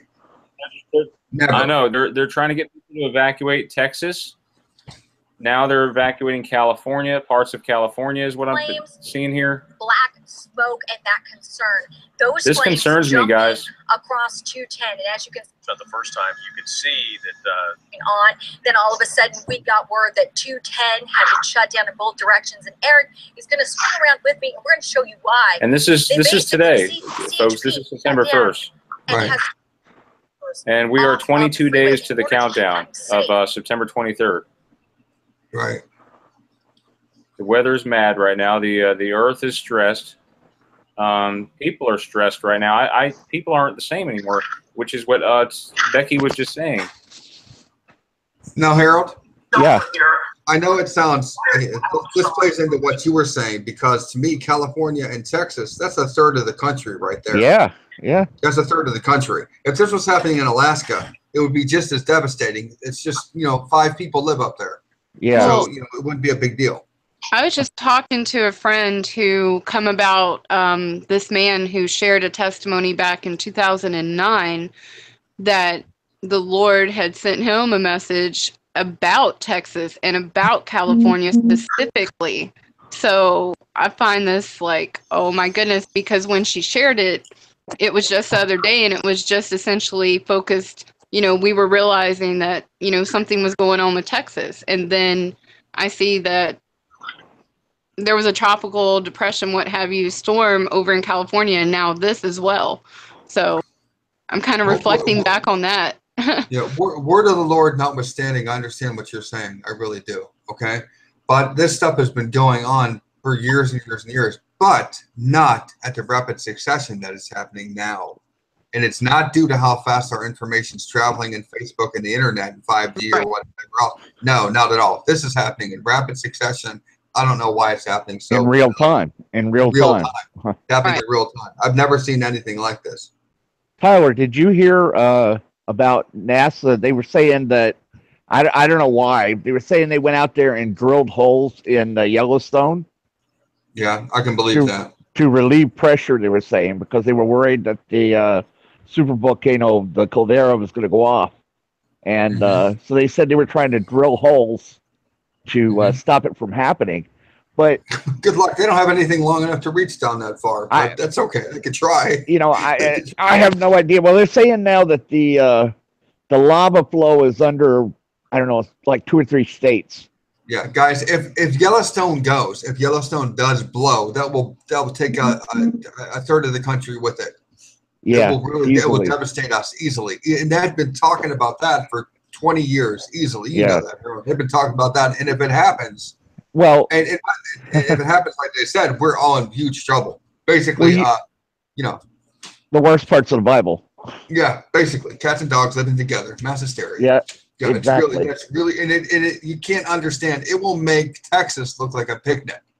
It will be bad because basically the whole Midwestern United States will be uninhabitable. Everything is get shot. Everything will be in trouble. Right in the middle of the country, basically, everything will be shot. Wow. You know, but I mean, unless I stand corrected, I think that's what it is geologically. I think everything is shot. Nothing. All the real estate's gone. Everything's gone, and we'd be decimated. It could be now if you want to talk about judgment or whatever, God judgment on the United States. Yeah, it could very well be, but the judgment in the world too. So I'm not going to worry too much about it. I mean, I have food and water like everybody else does, of course. But can you see this, Tyler? Can you see his screen? Yes, of course I can see it. Yeah. So thank God, they were considering it like a week ago. But now it says no, NASA isn't going to drill to stop Yellowstone from erupting. Oh, they stopped it. The trouble with that is that there's information, then there's misinformation. We never really know what they're doing. Okay, you know what I mean? They do this over and over again. You find out over and over again that you hear that we didn't do. Oh, they did do it. Oh, they didn't do it. Oh, we did. Well, no, we didn't. Yeah. That proof. You know, I hate that. We find out 20, 30 years later. Guess what? We were polluting the atmosphere. Guess what? We were testing on people unsuspectingly. In the 50s, they were testing and injecting radiation. You know that. Sure. They were doing all sorts of. Oh, sure. We were putting stuff in the vaccinations to poison you. You know, of course. Sure. By the way, all the soldiers they put out by the nuclear bomb that went off. Right. Yeah, exactly. That was bad. Yeah, that was bad. Oh no! And meanwhile, they were telling them in some instances when they're doing things to make them feel bad. No, it's actually good for you. What do you mean it's good for you? And then 40 years later, they all got cancer. Yeah, they do it. They do it all the time. And the thing is, now I say it now again. My point of view is, in 50 years, it doesn't matter. We're not going to be here anyways. Yeah, truthfully, think about it. But we think about our children. We think about our children are going to be here. Yeah, what we're working for. And the thing is that we're not supposed to worry about these things. We're supposed to do what we can, edify each other, love each other, take care of each other. That's what we're supposed to be doing. Really, keep moving on. We can't stop, but we got. It's good at least that we can take a look at some signposts. We can take a look at what's going on and realize we're not going crazy. Everybody's nervous. Everybody's scared. Thank God we have what we have. I don't live in Texas. I don't know if anyone here lives in Texas. No, I don't. But thank God we're not going through anything like that because we have all new ball wax. That's the thing. Didn't you say to me, Harold, that that was a good point you made with the Houston? We have a problem change, flip flop. Like, could it have been pointing at what's happening now with Texas? Could it have been a warning? It could have been. I want to ask you guys something. Can I ask you guys something? This may be a possible, Emmy. I'm going to say this is possible because. And this goes back to Miss Stanton on Facebook. Jennifer. Yes, you know her? Oh, yeah, of course. I'm trying to find it. Okay, so actually, secondly, I also have to mention Eric21, who says, we're not shifting, but I got one for you. Golden Palace, the TV show. Does it ring a bell? Well, it's a spinoff of Golden Girls containing all the same actresses that I never in the life of me heard of. So I asked Teresa about it also. She said she doesn't remember it. This TV show only existed for one season. I think it was, what was it, Teresa, from 92 to 93 or something like that? They bought a hotel. Do you remember this? You guys remember Vaguely. this show? Vaguely. They bought a hotel or something. Right. It was the Golden Girls featured in it. Yeah. And it had all the same characters. Supposedly, a lot of people have not heard of it. You know, I haven't heard of it, or at least maybe it's a forgotten memory at this point. I still, in some reality, want to believe that Joni really does love Chauncey, but that's not the case. Yeah, she didn't love Chauncey. No, I don't think so. And Charles was not in charge, by the way. He was not in charge. That's a lie. It was a lie. That's when I knew it started going south, when Charles was in charge. No, he wasn't. Tony, you need to go back to drive that cab. You just found Judith Light, and you said, I'm there. That's what happened. Everybody knew in 1982. See that? Judith Light was where it was at. See that? You know. So, in any case, the one of the problem now, Tara, do you believe in the collapsing realities? Is that what we're going for? Collapsing realities into each other? Is that how we're having the residuals? Brian? Oh, were you talking to me? Yes, Harold. I was talking. Okay. All right. No, I don't know. I think that we're shifting. I mean, it seems like we're shifting. Shifting would imply that we have collapsing realities. Yeah, multiple realities coming together. Yeah, because it appears that way. I mean, it looks like that. That's the only thing that I can come up with that would explain residuals. Yeah. I'm not totally on that wagon. I know. All right. We could be in the same reality, but you know, the changes of people are. You're exactly right. You're exactly right. We could be in the same reality. Implantation and others or rewrites, you know. I didn't hear what you just said. Like we're not supposed to remember how things used to be, but other people get kind of like a memory edit or a reality edit. Well, that would make us different. The one thing that the shifting realities does not explain is it does not explain us. It does not explain why we retain I have our memories. my own personal evidence of flip-flops that I've shared before, and of course. And then there's the evidence for the flip-flop existed months after it flipped, months after. Right. Live on the internet. So how would you explain that if you went to a different universe? It shouldn't exist. No. You didn't go to a different universe. That is the collapsing. The multiple universes is the theory is that the universes are collapsing in with ours, and that we are from somewhere else. If I were to entertain multiverse for a moment, then I'll say I spoke to somebody about it, and he was talking about the paradox of the Mandela group in themselves, and it would be like seeing yourself. But what would make more sense is as they were talking about pulling in resources. And then if there is a they responsible, I've also thought, what if there's more than one they? And maybe even we're having a battle, and this is the flip-flops fighting over the resources going back and forth. Could very well be. Either way, we wouldn't be in control. We wouldn't be in control. We'd be observer. We would be ourselves in the observer effect. So I guess the big question, though, is when you see something change and the opinions of everybody else changes along with that one truth or untruth, you know, the change. Why is it that we remember the way it was, or we recognize this change, we see it change, we see everyone do the mental flip, but we remain unchanged ourselves? But that's not necessarily true, because people are from different realities. Even among this group, you guys have memories that I do not, and I have memories that you do not. My memories have always remained constant. Your no memories matter what are I'm observing. No, my memories are constant too, but they're different within ourselves, which means that you suffer from what is known as the quantum effect, and I suffer from the quantum effect, but we suffer from different symptoms of the same illness or of the same problem. That means that we would maybe, hypothetically, theoretically, come from different universes.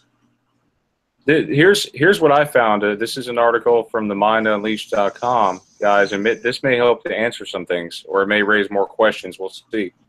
But the tragedy of being locked into one absolute reality is the way we perceive our reality is crucial and fundamental to our own living and survival both individually and collectively. War and genocides were born out of interpreting the current reality according to one's ideologies, beliefs, and twisted historical facts. There you go, twisted historical facts. Yeah, and the problem is that for those people that have any weight, any value, they have to hold positions of power like government. We do not. Yeah. We do not.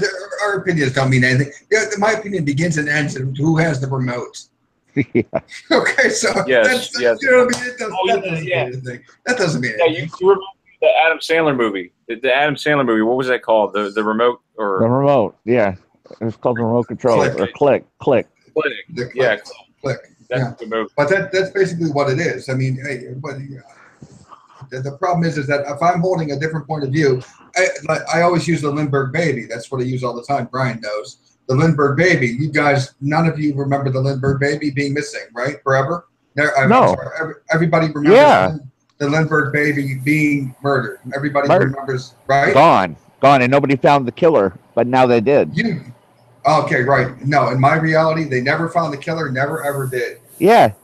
Never, in my reality, they never did either. Right. Did they ever, did they put someone to death for it in your reality? No, they never knew who did it. They never knew who did it. First one, Harold. You're the first one of all these groups that I've met that actually that actually remembers the way that I remember. Well, here's the problem. My mother-in-law told me the whole entire story. She was alive during that time. And she told me that it happened right up the street from her house in East Meadow, New York. Right. On Long Island. And they came into her backyard, the police, looking for the kidnapper. And they were going house to house, and they couldn't find anybody.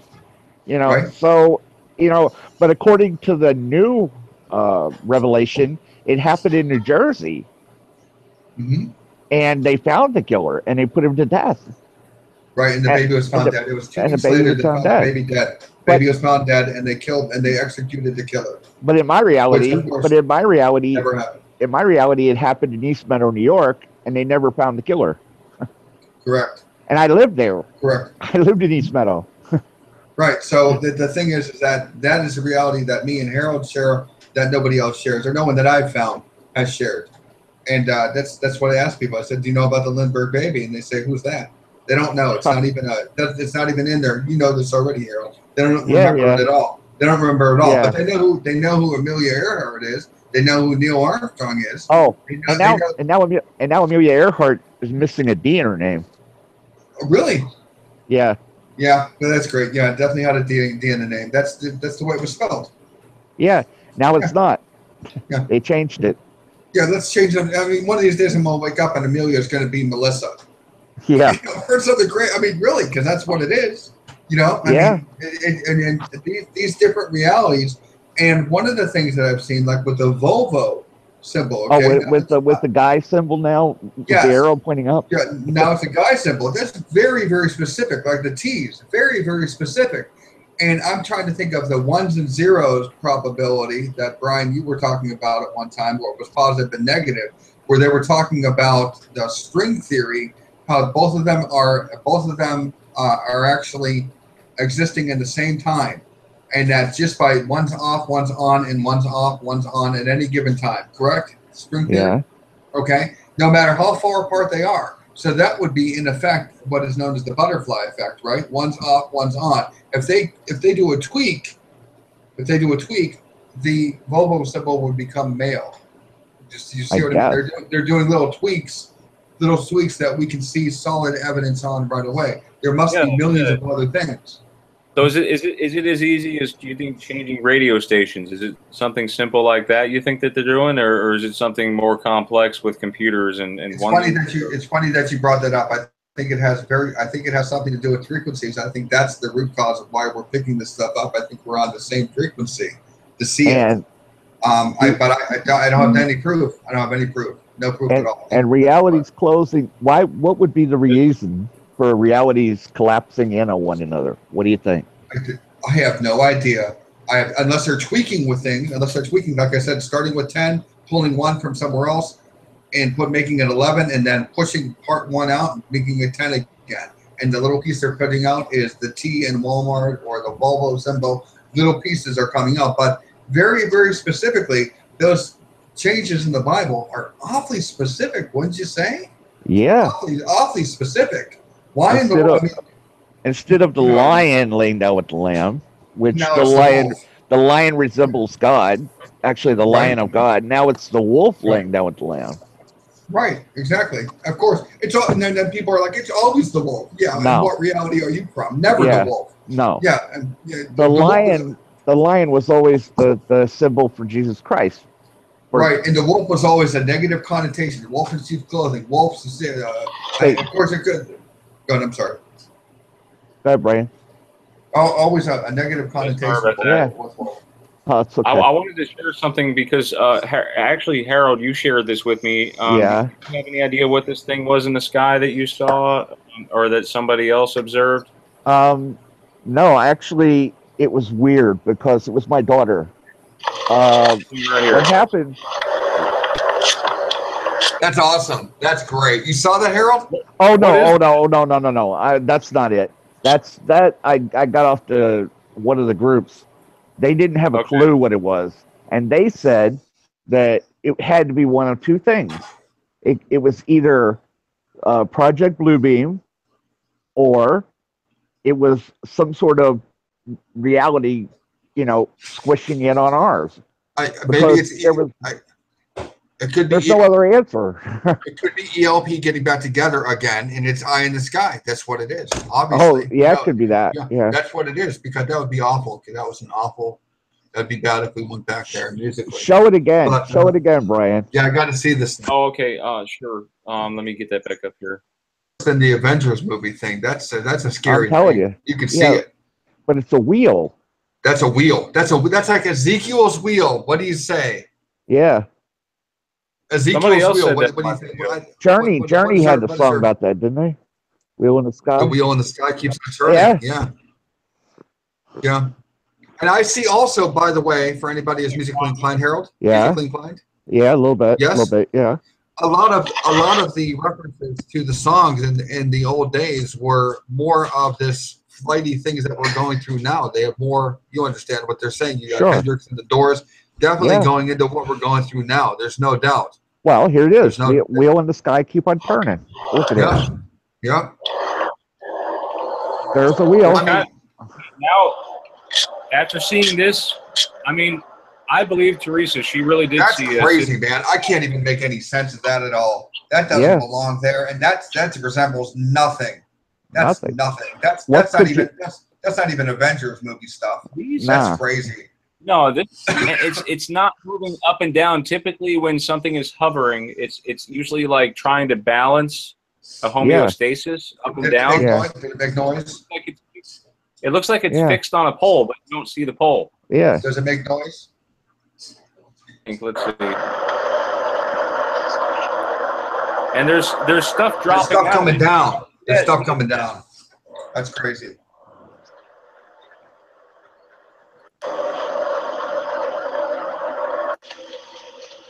We don't have anything like that. We have nothing like that at all. No. Nothing. That doesn't match anything. Yeah. I mean, I'm not a engineer. We don't have anything like that. That's moving much too slow. Yeah. Much too slow to create any type of gyration for it to stay afloat. Forget it. And and it's way too high. That's in the clouds. That's way too high. It's not on anything. Nah. So it had to be like some sort of either Project Bluebeam or it's something from another reality. Got it. Brian, can you send me that clip? Yeah, I will. I could send it. Harold is the one who shared it with me. I'll share it with you. Go ahead, share it. Where did you get that from, Harold? On YouTube? Yeah, no, I got that off a group. Jeez, man, because that's not even something somebody would make up. Because no, they just said, "What the f?" They had no idea. That's great. That's as bad as the city in the sky over China. Yeah, right. And it was more than one. But that was more than one time. Yeah. They saw that multiple times. Right. I take the Phoenix Lights any day. Was that the Phoenix Lights? Is that what it was? Yeah. No, I'm not. I believe you with the city in the sky. I saw it. You showed me a picture of it. It wasn't 100% like the resolution, but I can tell something was there. Yep. If that explains. Yeah. So that supports the merging reality. Oh yeah. Have you guys ever seen anything weird like I think somebody shared, I shared it a couple weeks ago when we did that the moon and the stars changes and stuff like that. There was like these cloud formations that formed soldiers, looked like they were going into battle, and I know like clouds, you know, you can imagine whatever you want to see in the sky sometimes. But I think sometimes some of those things are messages. You have to acknowledge that. I did see a couple of smile. What was it? Were they smiling faces, or what did you see in the sky? There was like two faces she saw in the sky. I told the sky you the opened story up. already. But I can't remember if they were smiling or what were they doing. Can you tell me, Teresa? I'm sorry. I'll be right back, Brian. Okay, no problem. But there was a couple of faces. They weren't faces. You told me they were faces. I was walking down the street and I seen sworn. different clouds up above me, and there was one particular cloud that was really low. And I looked up at it, and when I looked up at it, part of the cloud opened up a little bit, and when I looked up there, I was like, what the heck is that? I literally seen two beings, I guess you can call it beings. I saw two heads looking out like a window, looking down at me. Like just enough where it opened up, and I could see two heads round looking down, and I'm trying to get my phone ready to take a picture, and when it saw me do that, the part that had opened up was like closing back again. Like, nope, you're not going to take a picture.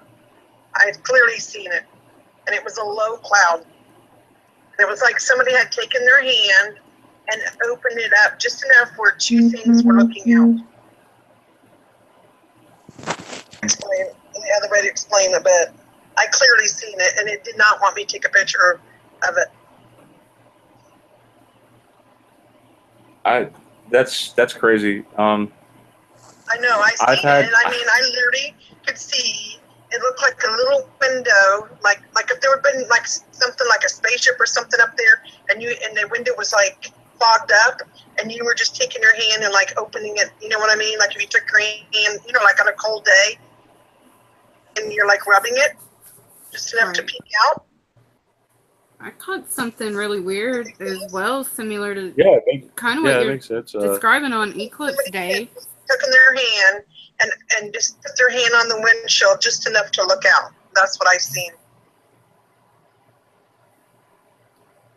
There was no eyes or shape to the two things that I seen. They were like oblong, and that's pretty much what I could see. It was just like the shape of the heads. Does that make sense? And Yeah, were they? Take a picture of it. Yeah, I mean, I believe you. I don't know how to explain it, but so you saw the beings. Two of them sitting next to each other, like right next to each other, like if I was sitting next to you. Wow. Could you tell like how far away they were based on the size? I mean, were they really I would big? say if I was trying to explain, it'd be like your hand going probably like 3 o'clock. Like if you took your hand, you didn't point directly straight up. You kind of pointed like 2 or 3 o'clock. Does that make sense? Yeah. Yeah, like 2 or 3 o'clock. And what freaked me out first was I was just looking at the cloud because it was low, and then I didn't expect something to actually open up. It was like someone wanted me to look up there. That's what was so bizarre about it. And the cloud was low enough where I could see what it was. And I can, at this point, I mean, I haven't had so much paranormal stuff happen to me since I haven't either. Since I got the Mandela last year before Christmas time. I've never had any kind of paranormal experiences, and now I'm having all this bizarre stuff happen to me. I know, and you mentioned time speeding up. That was the first thing. Yeah, time really is speeding up, you guys. I'm back, Brian. And I know Candace talks about time loops, which she's pretty much been researching that, time loops and deja vu moments. And the Well, point it's where mainly losing time, and also on an eclipse day, the computer clock said 6:30 and the wall clock said 8:30, both at the same time as each other, and then the computer clock flipped back to 8:30 to match after a while, which is a bit weird. Yeah, I would think so. I've had that happen to me though. I've had time stop and slow down, and then wasn't it that same day each day that someone else showed photos of their phone showing 2 different dates as well? Yeah, I think so. I think you're right. I think we talked about that as well to some degree, where some of the pictures I took, and then I go and I look at the details for the time, and the times are different. As you know, it won't be AM when it should be AM, or vice versa. And I'm like, what is going on? Because clearly I took this picture at night. The time should reflect. It's not all of the pictures. And then another I was talking to at that time got to looking at it, and theirs were messed up as well. Some of them.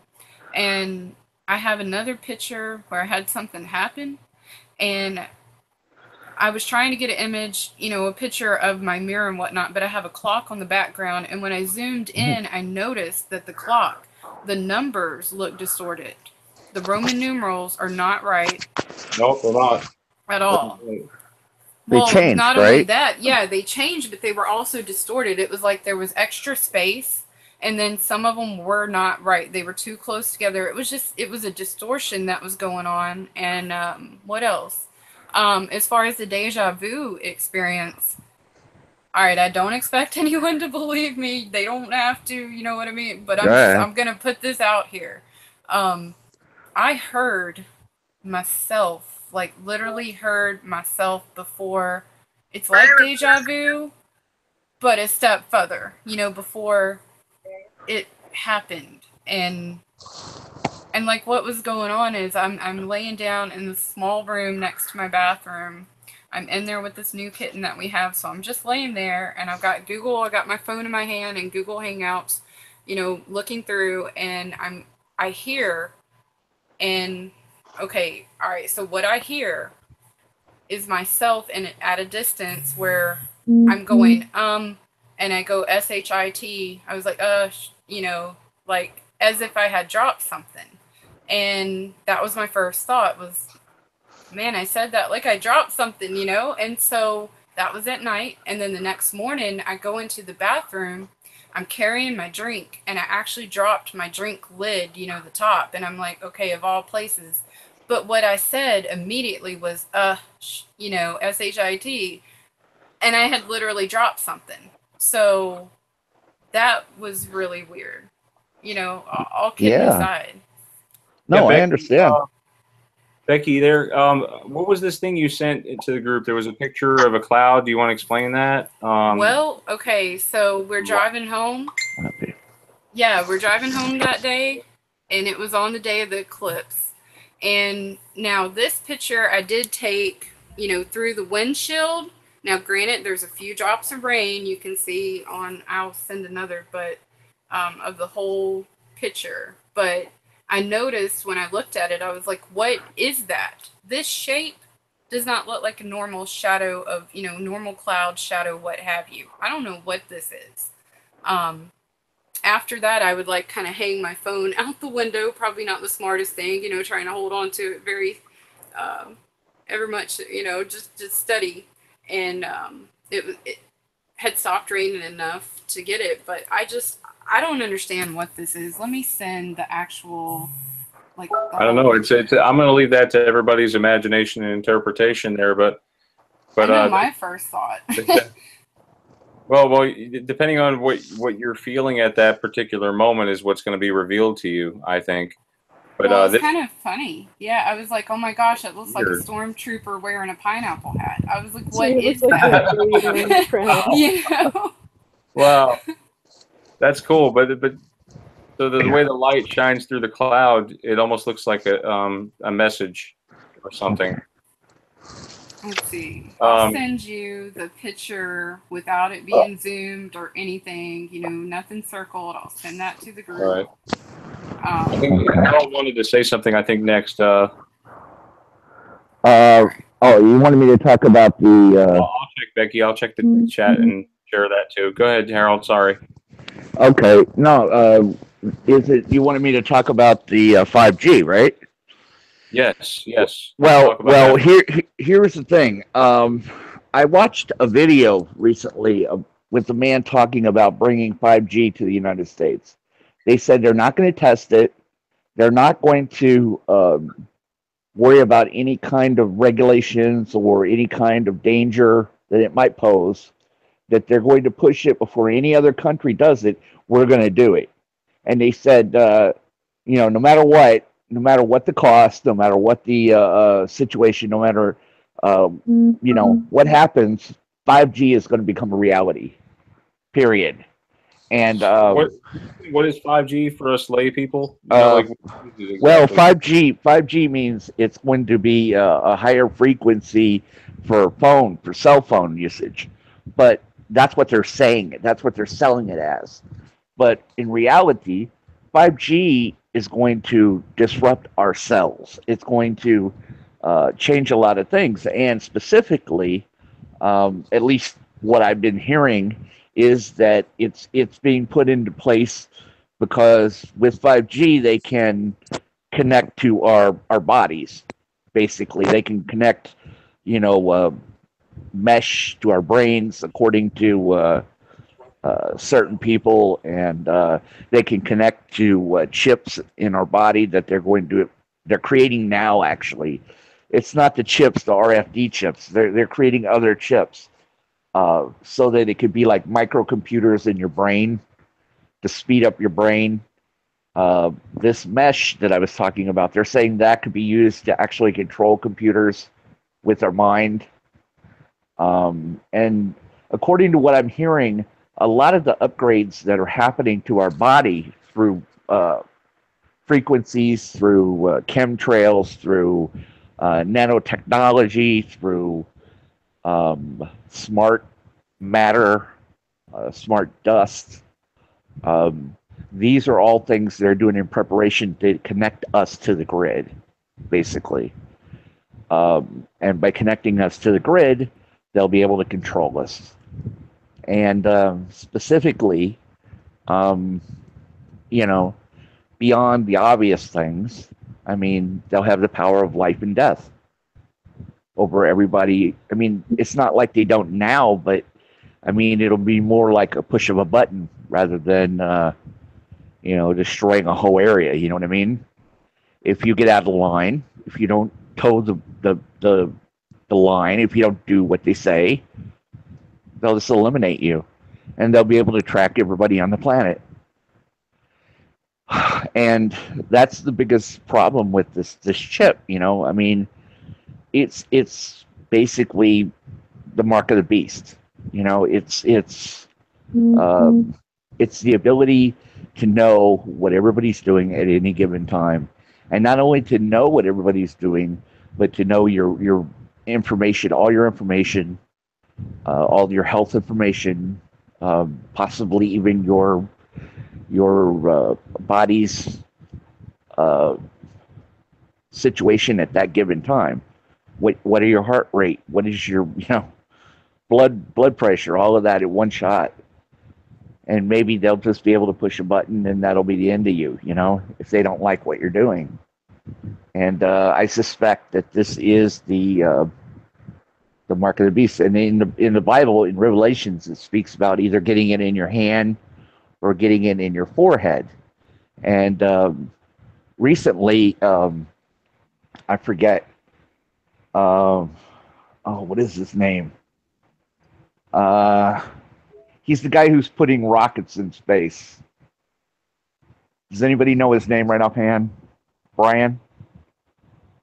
I could check real quick for you. Don't worry, I got you. Yeah, yeah, but he is the one that's actually creating the mesh that'll the guy be. who put rockets in space. Yeah, the guy who actually went after AI and said AI is a bad thing. Oh, what is his name? Elon Musk. Brian, you talking about Brian Walker? No. Or Elon Musk. Elon Musk. That's the guy. Oh, okay. He's creating a brain interface for computers that'll be put in your head. Right, called the Neuro Lace. Yeah, and the Neural Lace is going to be an interface directly to computers. So it'll actually connect your brain to a computer. And we don't know how they're going to install that, or if it goes directly in your brain or on your head. We don't know that. But we do know that right now the chips are going to be put in our hands. And in Revelations, it speaks about getting the mark of the beast, either your hand or your head, your forehead.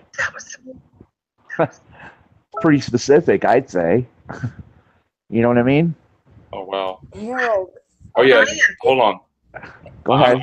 This article here about you have to check the time frames of these things, because some of these things could be slightly off or whatever. But this is recent in June. Elon Musk thinks the AI will take over, but a neural lace will save humanity. What? Yeah. He wants it put in your head. Is he for real, or is this something fake? No, it's for real. He's created the neural lace. There it is. Yes, that movie. Oh my God, that's just like the Matrix, isn't it? There it is. Brian? Yes, Teresa. Remember I was trying to explain to you that movie that I watched the other day? That's where I remember hearing the name at. Remember what I'm talking about? Whether everybody was connected to one thing? Yes. So it's almost remember like... the movie, and it was on DVD, and I remember hearing that name, Elon Musk, in the movie. Well, there it is. There you have it. Yeah, it was, what was the name of the movie? I just had it. It wasn't the Belko experiment, was it? No, it was the one after that. What was it called? And I remember hearing that name. Well, there you have it, folks. I could just look it up real quick. So and Elon Musk was in it? He was in the movie? I remember... His name was in it, probably. Stephen Collins played the main character. That's what it was. Stephen Collins. He was in the movie. Yeah. And he played on Seventh Heaven. Wrong. Remember the father? Seventh Heaven that had the 7 kids, remember? He played the father, but he was the main character in this movie, and now I got to figure out what it is. Because now this is exactly what he's talking about. He was in a TV show called Revolution. Was it Revolution, a TV show? Revolution was nanotechnology. No. Let me... It wasn't a TV series, it was a movie, you said, right? Transistence, too. Transistence was one of them. Yeah, that was a good movie. Transcendence. That was a good one. Yeah. Oh, wow. I'm sorry. It's just driving me crazy. This is another one that sort of twists my mind a little bit. What? Hell hath no fury, like what? Like a woman's born, I always thought, and it's actually a woman's born. That one's weird. What? Does anyone remember, like I do, hell hath no fury like a woman's born? Yes. I do, yeah. I do, yeah. And I also remember being taught about the Lindbergh baby just while, I want to throw that in there. But yeah. I just remember The Promise. Was it The Promise? No. If you think of it, Teresa, let me know. I'm looking right now because exactly what Harold was just saying is exactly what this movie was about. That everybody getting hooked up to this one. You remember? Oh, this is gonna drive me crazy. Sorry. So, Brian. Up on Wiki. So the bottom. Yeah. What is it? What is it, Harold? So the bottom line is, this is the beast system. It's coming. And 5G is going to be the thing that enables it, because 5G is going to connect everything. Pretty soon, they don't want you to have laptops. They want us to be computers. Oh, yeah, we'll be computers. computers, yeah. They want us to actually be able to access the web directly with our minds. Yeah. And by doing that, then they'll have access to us. Yes, there's always. Yes, that's like Facebook is. We don't need the CIA really much anymore. We have Facebook, right? Yeah, yeah, and then they can. Or but the thing is, then they can hack you directly. They can hack your brain directly. Yes, at that point, you lose your soul. Am I right? That's it. Yeah, you're not a person anymore. You're just exist. You exist until they need you for something, or until they need to shut you off. Then war won't really be a point anymore because they won't need war. All they have to do is say, "We'll shut off 1 million today," and they push the button, and you die. You cease to exist. Now, that doesn't mean that your spirit ceases to exist, but your physical body ceases to exist. They can just eliminate you without blowing up anything, without the need for destruction of the area of the things. They just eliminate you, and they send a truck by to pick you up. Basically, pick your body up, dispose of it. Does anyone remember that? What was it, like a Batmobile or something that was driving through? What was it, New York, causing blackouts or something like that? Yeah. What was going on? Yeah. Remember that, Harold? Yeah. Well, they have right now. They have drones that can do that. Oh gosh. That have EMPs. Yeah. They can actually turn off a specific building if they want to. Wait a second. I've seen the technology. Has anyone seen Falling Skies? That's one that I think Salted Cedar recommended for me to watch. Falling Skies. Is that the one with the aliens? I think it is. It's an American science fiction post-apocalyptic dramatic television series. Oh, the aliens invaded or something? It's executive produced by Steven Spielberg. I didn't know that. See, I'm going to have to check that one out. One of these days when I get a free moment, I'm going to check it out for sure. DreamWorks. Okay, so apparently it's in a post-apocalyptic Boston following an alien invasion. Yeah. Wow. Yeah. I think the only way we're going to beat you guys is through faith and. Oh, absolutely. I have no doubt that faith is the only thing that's going to help us to survive. That's it.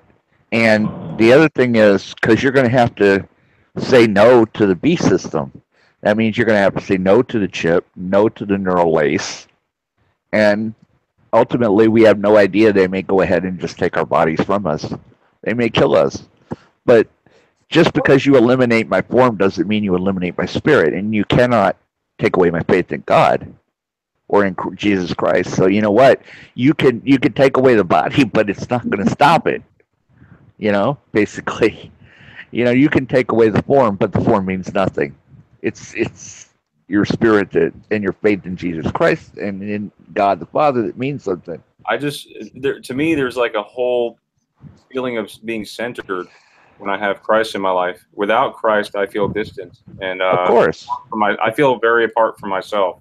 Of course, to be honest. Yeah, you'd be separated from everything that's right in the world, basically. And who wants to be left in the outer dark? You want to be part of everybody else, to be in God's holy kingdom. But I guess that's what's coming, though. Just understand, this is what they're working towards. This is what their CERN is trying to do. This is what all these things manifesting, the demons manifesting and everything manifesting, it all leads to this, and that's the beast system. And so if you understand that, then you're not confused. You understand this is the great deception. This is what it is. They're trying to, keep you off kilter, off center until they get this in place. And once they get it in place, they're going to do it by force. But the one thing that they can't do by force is force you to take the mark. You have to do it willingly. But if you don't, well, they can kill you. And the choice is. I think at that point, people.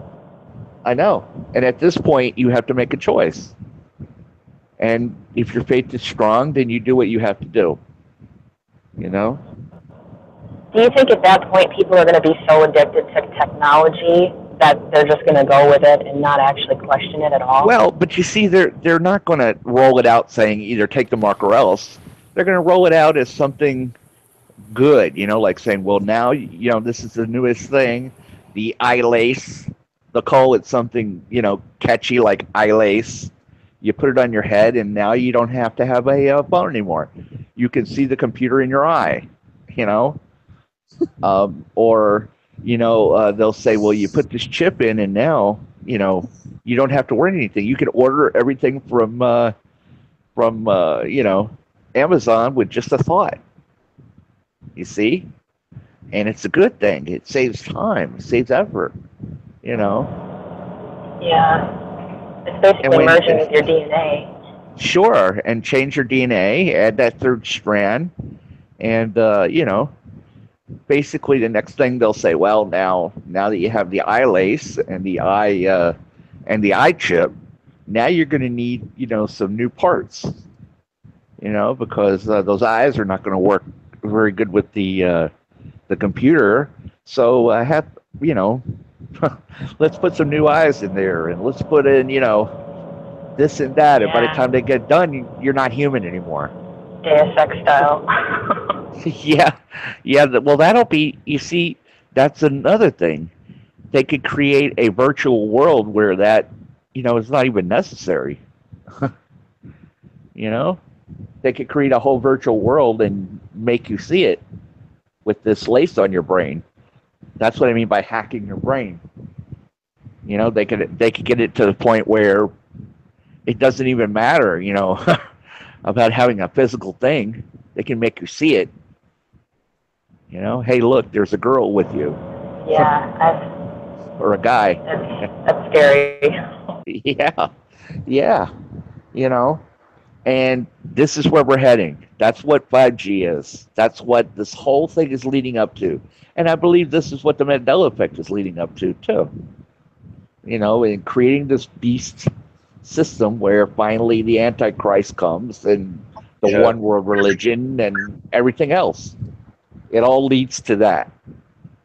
And they're going to make it sound very appealing. Of they're going course. to give you they're going to give you the world. Look at that. But what did the devil say to Jesus? I'll give you the world if you just bow down and praise me. Basically. Something. And by the way, the R and the T is connected right there. That's weird. But artificial intelligence will lead to the human soul, not destroy it, according to this article. Elon Musk equated the artificial intelligence with summoning the demon. Yeah, he did. It sounds like the AI is advanced. Now, this article, look at the date. Look at the date. August 6th, 27. August 6th. Okay. That's just last month.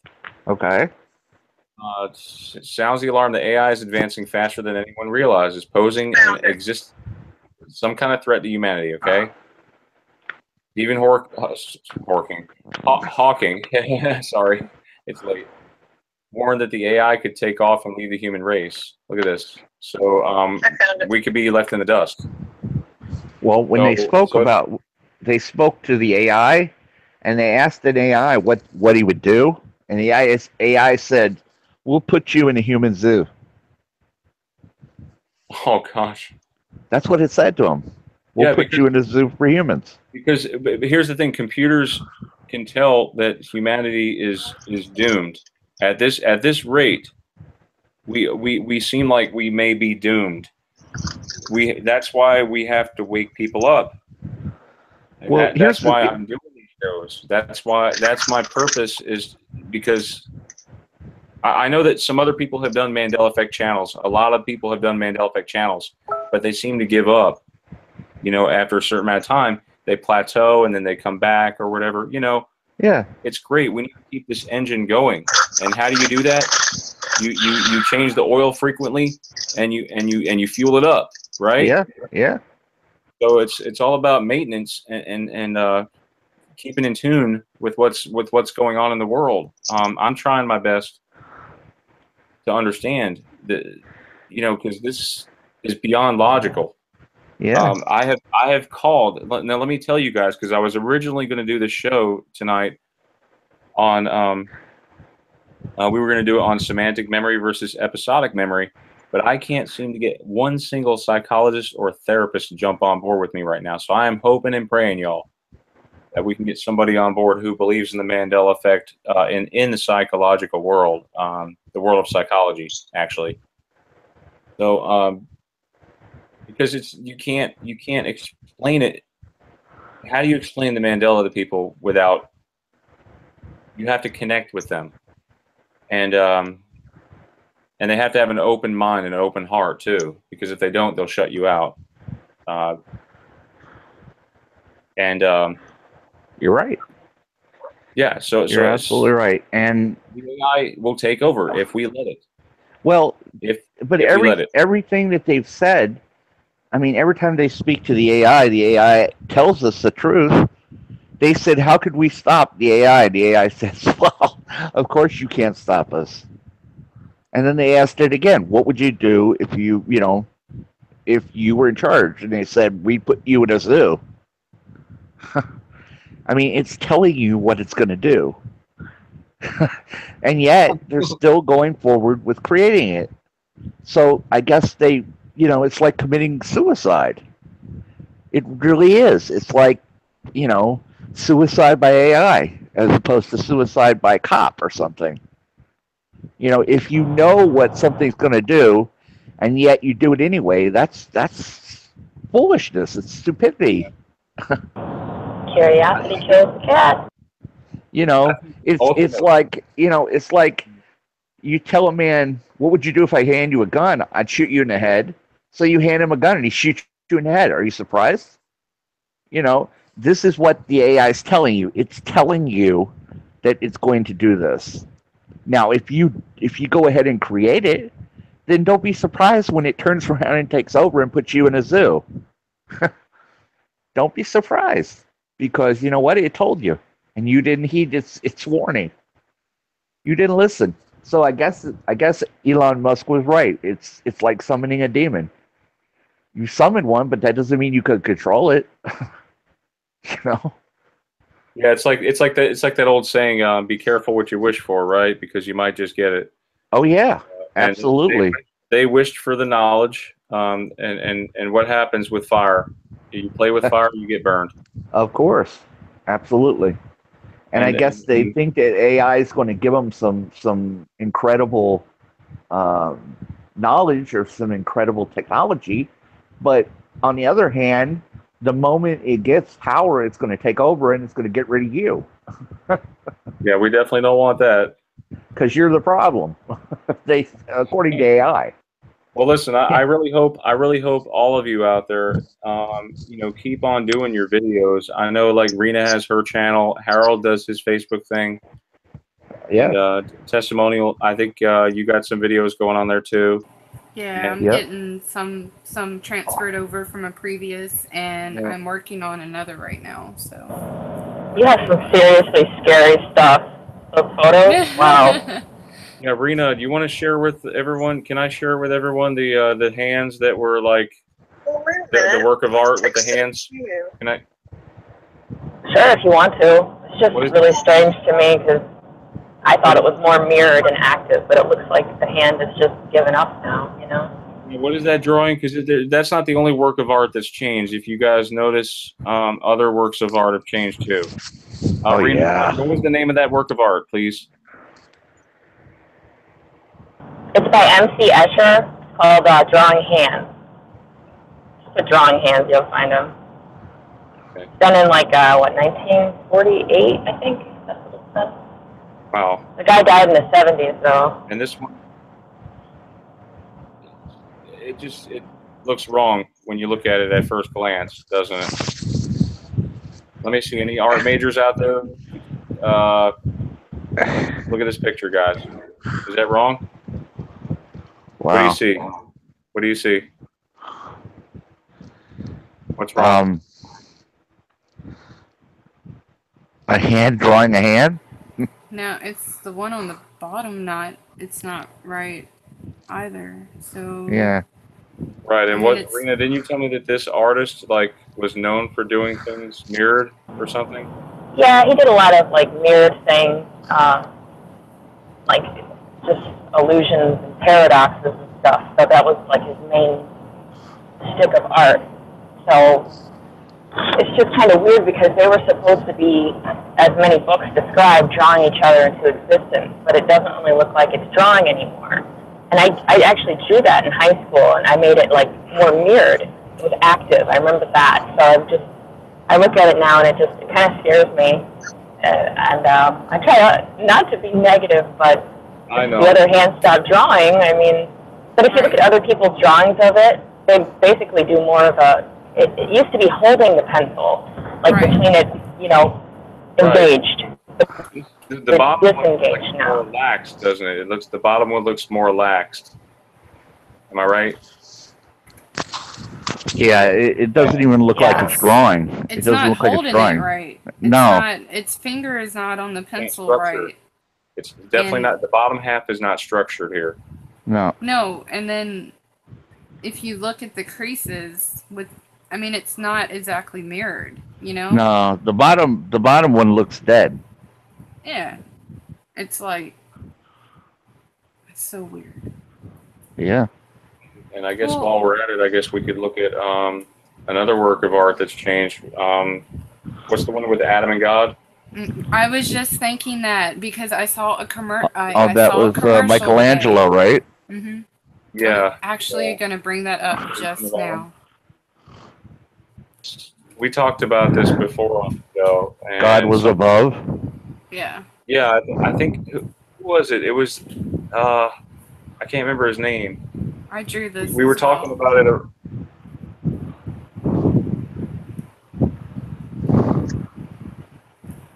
He was big into history and everything. I remember on the show, and this right here looks like a brain.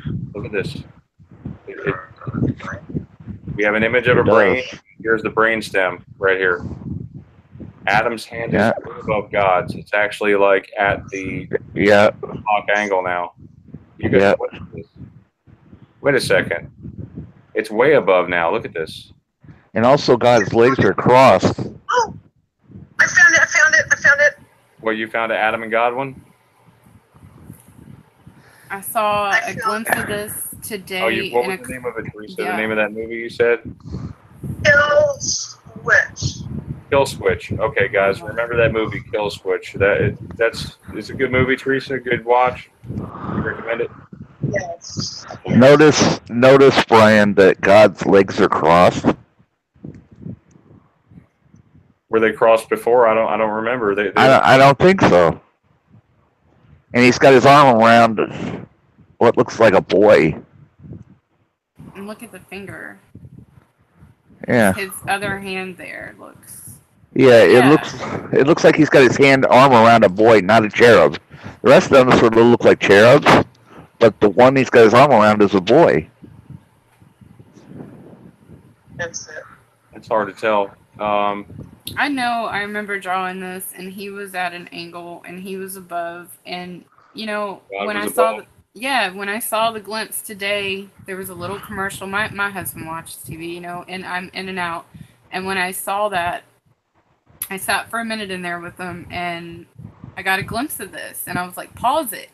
And sure enough, I thought that it changed even more when I saw it, but it's like this. And I was sitting there thinking, whoa, his hand looks even higher up than, Adam's hand. And now, if you look down below, look below God, and it's a naked. It looks like a naked human. Yeah, there's a naked human here. There's some showing some back of a person right there. But and Adam looks like he's just not interested. Another dead hand. I wonder what that's about. Seriously. Yeah. Like I'm above you, You're like really, I don't need you, Like yeah. seriously. Yeah. Meh. I'll trace it real quick. Yeah. And wait, what is this? It was not. Like an M. His hand formation looks like an M. It does, doesn't it? That's why it's art, folks, because you can sit there and stare at it for hours and hours and hours. And there's an arm. There's an arm underneath of Adam. It kind of looks like a creepy arm too. Yeah, it looks like a demon. Yeah, I was kind of thinking that. But yeah, well, definitely, we're going to keep an eye on works of art. Since I have you guys are wonderful. Rena, help me keep up to date with these works of art if they change. Okay. Oh yeah, I've been looking at them now because if there's one or more, there's going to be more. It kind of follows the pattern. Yeah, anything religious probably will be changed. What it is they don't like God. The devil does not like him at all. No, so they're going to eliminate anything that's religious or make it look badly, in a bad light.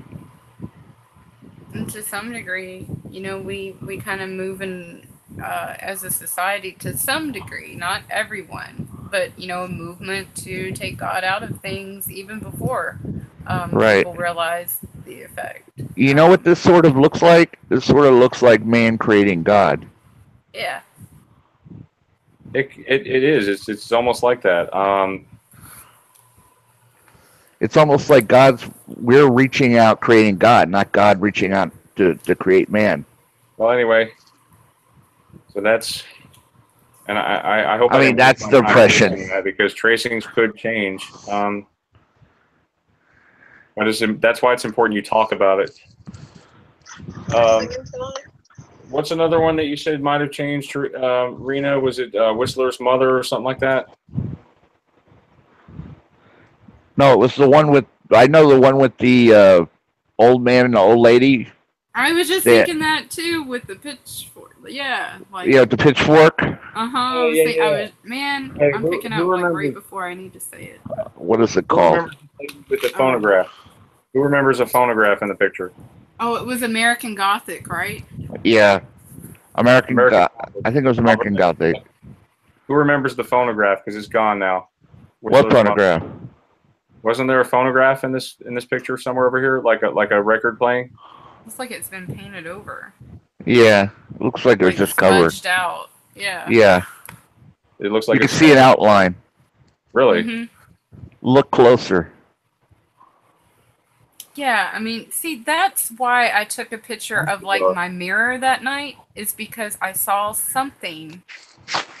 I know it sounds strange, but I'm walking to go outside and I saw this something there in front, and I'm what is that? The lady's looking off to she's turned. She was looking straight ahead. Yeah, she's looking at an angle. Yeah. Let's see what else has changed. Did the old man have glasses? I don't remember if he had glasses or not.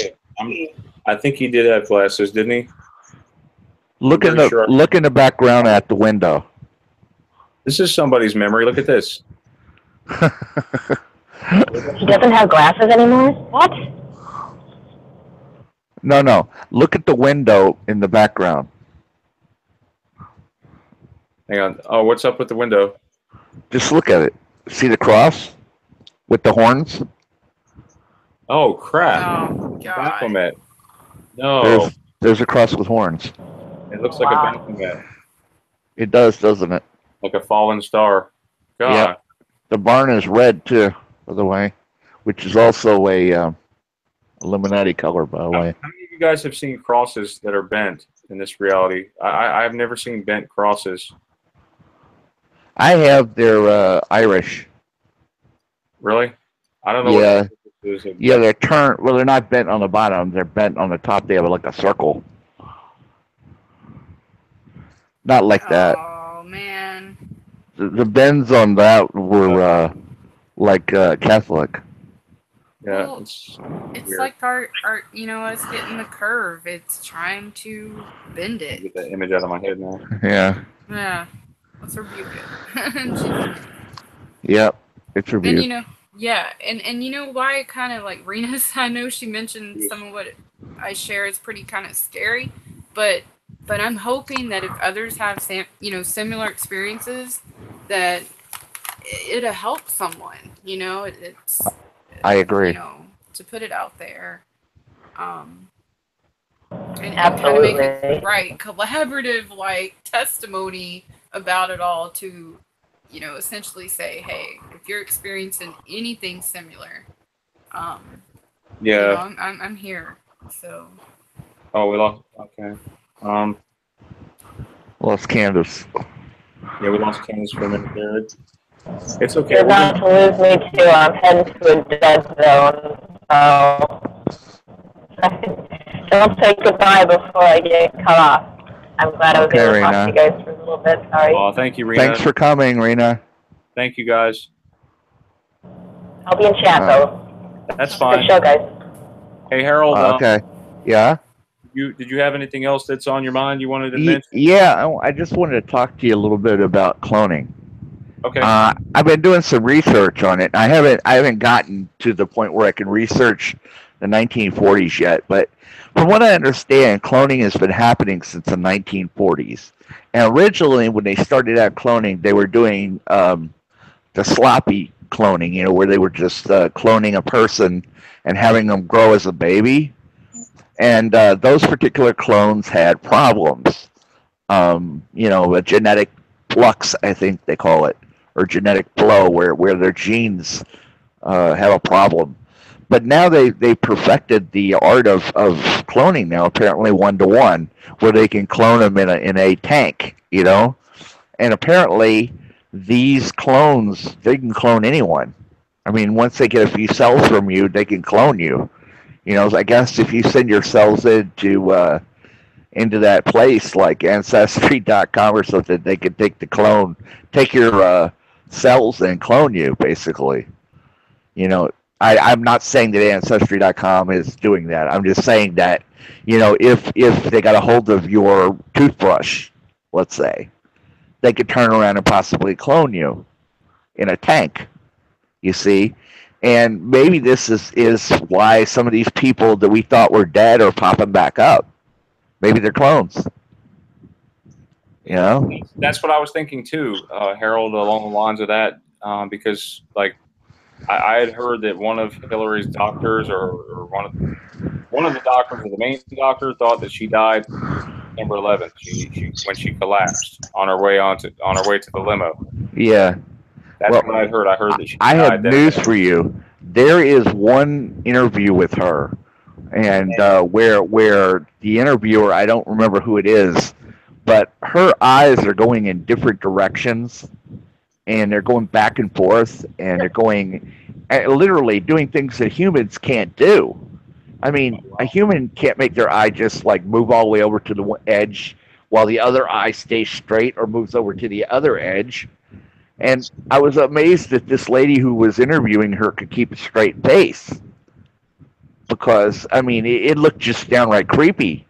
I remember seeing that. She was shaking her head all around and. No, that's not the time. She was sitting down. No, she was sitting down with this lady. Oh.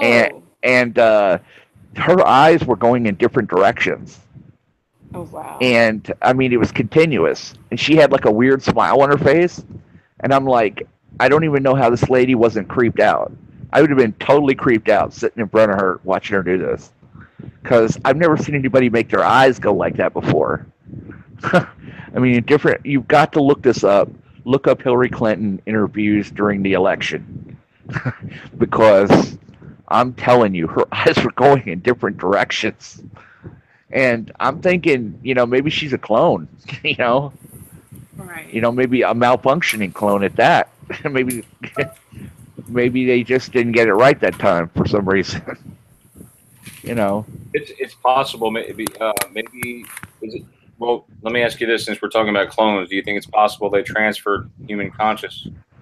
Is it possible? I don't know. They call them what do they call them? Biological robots. That's what they're calling them. Yeah. I don't know about consciousness. I don't know, because now you're getting into some esoteric things about the soul. Yeah, right now. And I don't think they can touch your soul. What if the clones are hosts for the fallen? Could be. Maybe that's what they're doing. Maybe they're creating clones so that the demons could take over. Or the fallen angels could take them. I don't know. I have no idea. Right. But you have got to look at this interview. when you get offline tonight, All go right. look up this interview because, I mean, it was downright weird. And if you saw the smile on her face, she had this weird smile on her face, and her eyes were going in different directions. I mean, it was scary, and I don't know how the lady sat there with a straight face. Well, see, that's what it was making me think, like something like that, perhaps, She because you know. she sat there with a straight face while this was going on. Mm. And I'm like, I would have jumped out of the chair and ran away. Right. Well, like, what the crap's wrong with her? You know? Right. Holy moly, what's wrong with her? You know? And Right. I'm thinking that this has happened to a lot of stars as well. You know, I'm thinking stars were cloned too. You know? Maybe stars died and they were cloned and brought back, you know? Because they were talking about, I don't know how many years ago, maybe 3 or 4 years ago, they were talking about bringing back the dinosaurs, remember? When I guess Jurassic Park came out, they were talking about using genetic material they found in amber to bring back a dinosaur. Well, now, are some people, you know, I've heard, I don't know, I haven't researched into it a lot just yet, but they're almost saying that they are seeing some quote-unquote dinosaurs here or there about. Really? Have you heard that? Yeah. No. The only thing I heard about into that. The only thing I heard about was a what was it called? A thunderbird. Mm-hmm. That the Indians out west were talking about. The thunderbird exists and was flying around, and supposedly they considered the thunderbird a pterodactyl. Yeah. Well, see, You know? Now I'm wondering, I've heard almost like the megalodon shark from prehistoric, some of these things, you just originally think, all right, well, if, the waters are cold enough, or whoever knows, how deep it runs and how far they reach, Maybe put them in the ocean, Yeah. Did you see recently this guy ran into a giant sunfish that weighed like 500 tons or something? And it was huge. It was huge. I posted it. I sent a picture of it. I got to go back and see if I still have it. I'll post it again. But it was a giant sunfish, and it never existed. But it's bigger than a whale. What? Yeah, it's bigger than a whale. Yes. I heard it's bigger than a whale. Giant I shrimp. can find it real quick. No. This was a sunfish. Wow, I want to see that. It was like the size of a whale. The guy was swimming around it, and it could have just like sucked him right in. Holy moly! Yeah, this thing was huge. And at first I thought it was. I thought it was. The largest bony fish is the ocean sunfish. Did you see it? I'm put it up there. Can you screen share it so she can see it? I'm looking. Kind of looks like it could swallow a human whole. Oh yeah, no doubt. I mean, I thought that the largest, I guess the largest mammal is a whale, but the largest fish is the sunfish. The largest bony fish is a sunfish. Yeah, show the huge fish. Oh wow.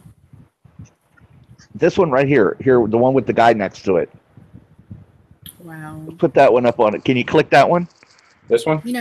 The one where the guy is. Wonder. Yeah, look at that. There it is. Wow. That's a sunfish. Oh gosh. He's bigger than a tuna. They're bigger than tunas. They're big as whales. Right. I have never seen this fish before in my life. Never. Well, yeah, right.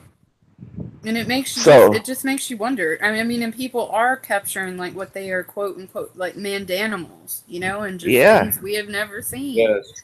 Look at that thing. It's huge. Gosh. Now, why didn't anybody go fishing for those things back in the day? I know, right? One of those could feed a whole village. Hey, we might see these guys soon. You never know. Gosh, I'm gonna tell you what, I need to research that more because people are trying to say I don't know how big they are, but some are making videos of such and reports of such that things have been spotted around the way, Oh yeah. And now that we know this, and we know they're cloning, so anybody that pops back up, chances are they weren't. That may be a clone. Right. It just may be. You can't say it isn't. And I mean that would at least solve one problem with the Mandela effect. At least we know how these people are coming back to life. They're clones. Yeah. I mean, all thoughts on that I say are on the table. If we're talking about trying to figure out. Sure, absolutely. Yeah, and now that I shared the sunfish, I never saw one of those in my life. Right. Never. I mean, I thought the biggest fish was a shark. Yeah. Well, the biggest mammal is obviously a whale, but the biggest fish I thought was a shark because they can come in, a few tons. But the sunfish was huge. That sunfish is different types of sharks and everything now. Yeah, and they found a giant squid that was 36 feet long, I think. Wow. I mean, and of course, I know we know of the hammerheads and what have you, like that. But yeah. But I mean, some really wild looking ones now. Yeah. Well, I'm thinking that this might be just part of that. You know what I mean? Or maybe even it could be the radiation from Fukushima, that nuclear plant over there in Japan. Maybe these are Fukushima, with the radiation. I think that's a part of, some of this as well to some degree, mixed in and. Well, yeah. Who do you know? I mean, but they're saying that these have always been there. It's another one of those. Oh yeah, they've always. Yeah. They've always been there. Yeah. Okay. Yeah. Whenever I hear that, automatically I think no. Right. But that's all I have to share for the night. Brian? JC Exploration says, I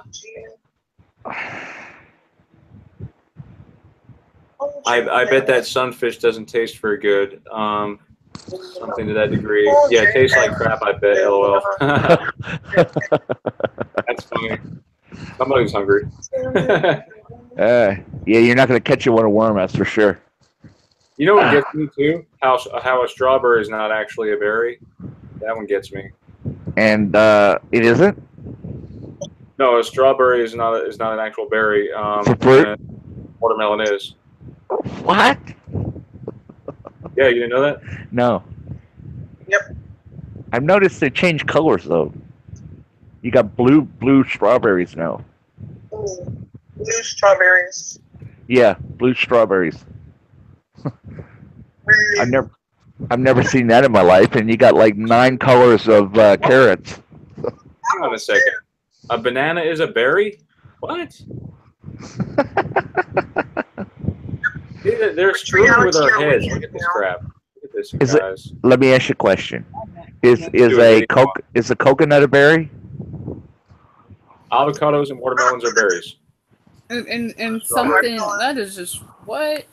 That's ridiculous. And then I remember seeing something, farmers are noticing in their gardens on the vegetables and fruits and what have you, there's like these bleeding funguses that are just like crazy looking.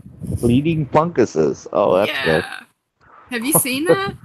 No, I haven't. I haven't seen that yet. Bleeding fungus. Like they look like they're bleeding. Oh yes, yes, a bleeding fungus. Yeah, we have. Yeah, have you seen that? No. I haven't seen in real life. I want to see one, but I don't want it in my backyard. Yeah, no, exactly. Look at that. And there's one I found. Now, I don't know. Oh gosh, yeah, it's like popping up. Is it a fungus? Is that a fungus? Yeah, it's a type of fungus. Yeah. Well, that's gross. I mean, I've never heard of that until recently. Yeah. Teresa, do you have anything else? And it kind of like creeps and crawls, its way to. Yeah. Apparently. No. Are you in the mood for singing tonight?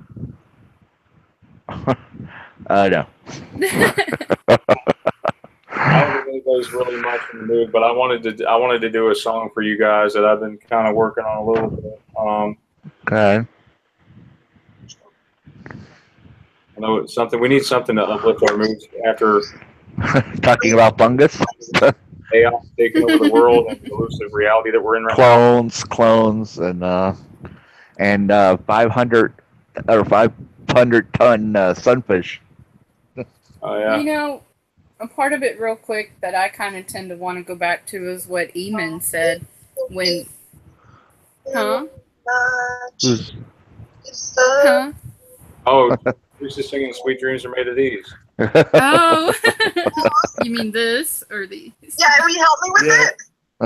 Okay. No, I'm no good. Do you know the lyrics? I haven't heard it. And I know it's these, not this. Yeah, like. Yeah, that. I've got my headbuds in, but I need to take them out. Yeah. Okay, Becky, so you'll help her out? I'll try. Help me? Yeah, I'll try. Go ahead. I'm gonna grab the music real quick. You want the karaoke version? Is that what you want?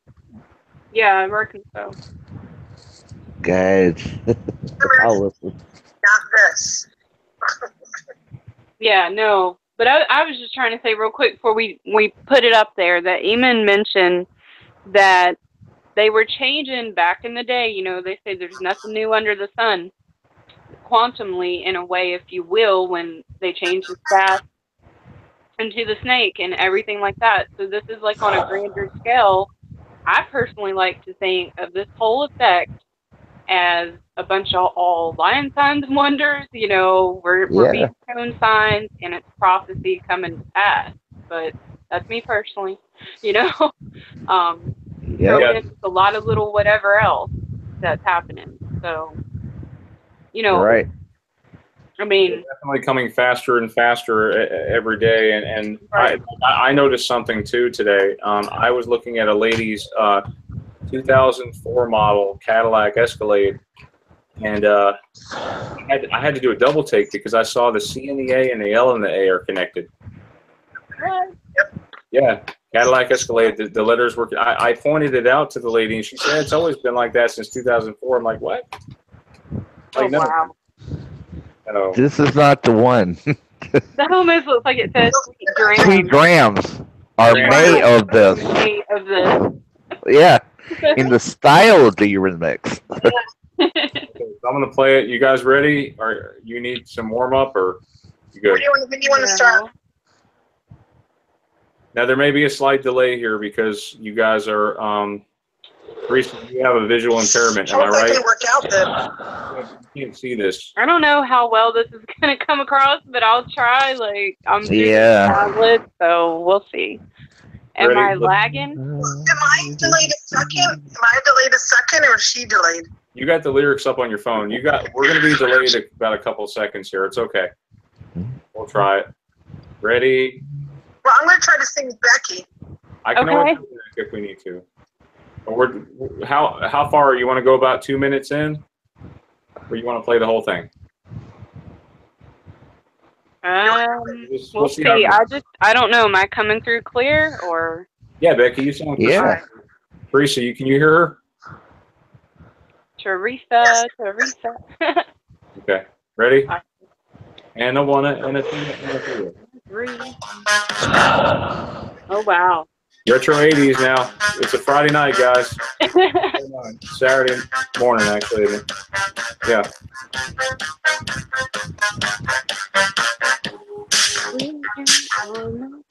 it doing it now?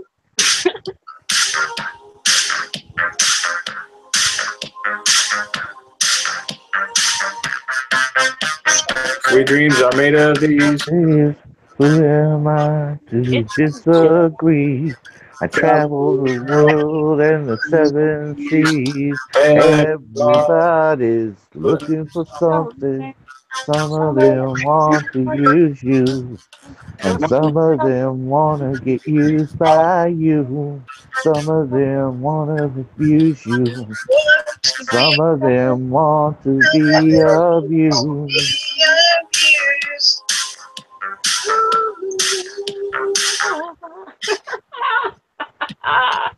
Oh gosh. Okay, that was bad. I was just laughing terribly. Relax.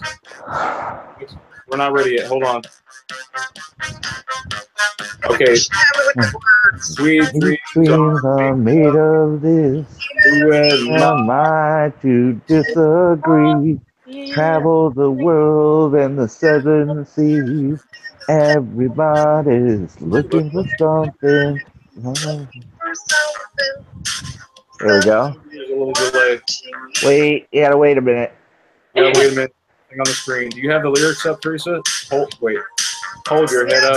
Hold your head up. Keep your head up. Moving on. Hold your head up. Keep your head up. Moving on. Hold your head up. Keep your head up. Moving on. Keep your head up. Moving on.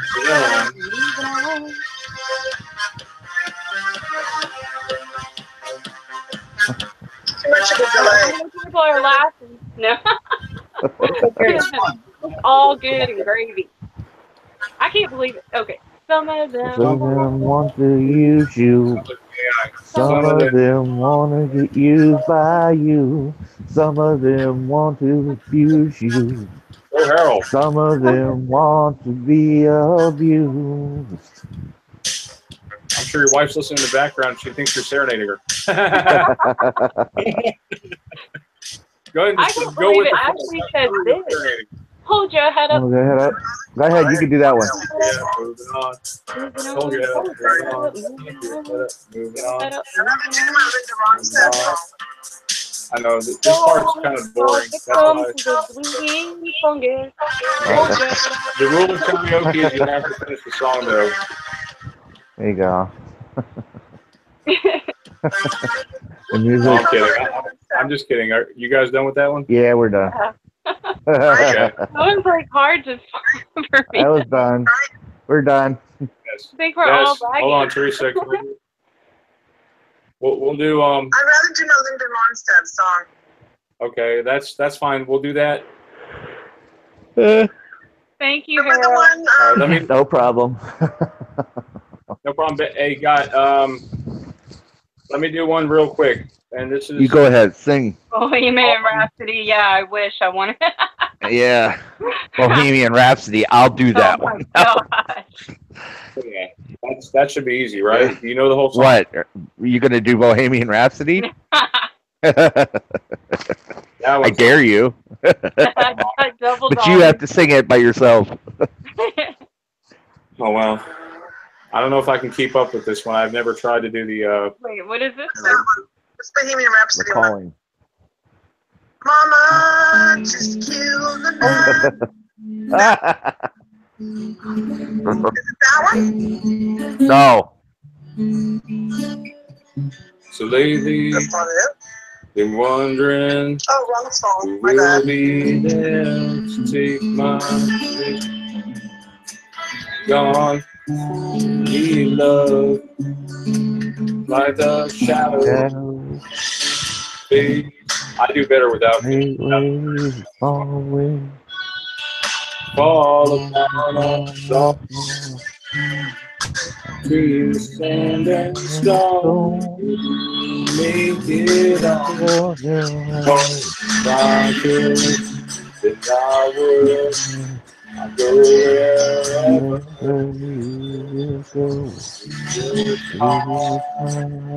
Down the road. Go wherever You will go. maybe find out way to make it back someday. Watch you, guide you through the darkest of your days.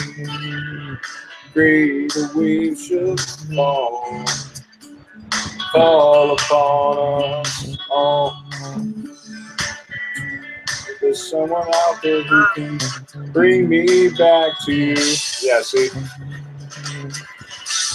If I could, then I would. I'll go wherever you will go. Way up high or down low. I'll go wherever you will go. One way with my heart. I'm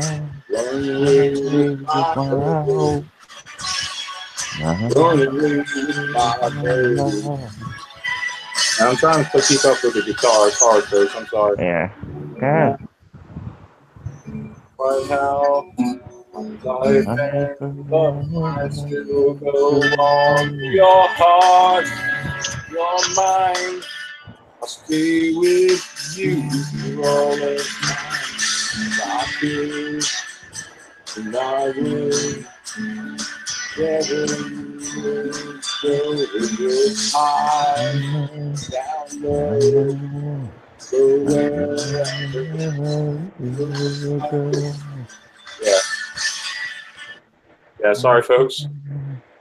I think the I didn't check the tuning in it, but I think the top E string was out. Sorry, folks. It's okay. Yep. Sometimes my voice is in sync, and sometimes it's way off.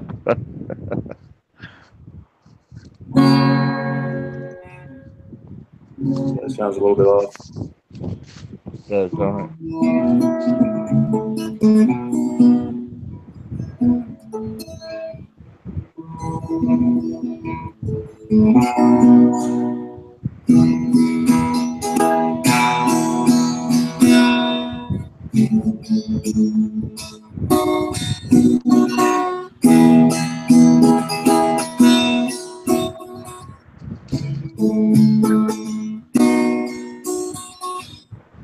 Anyway, I've just been working on that one.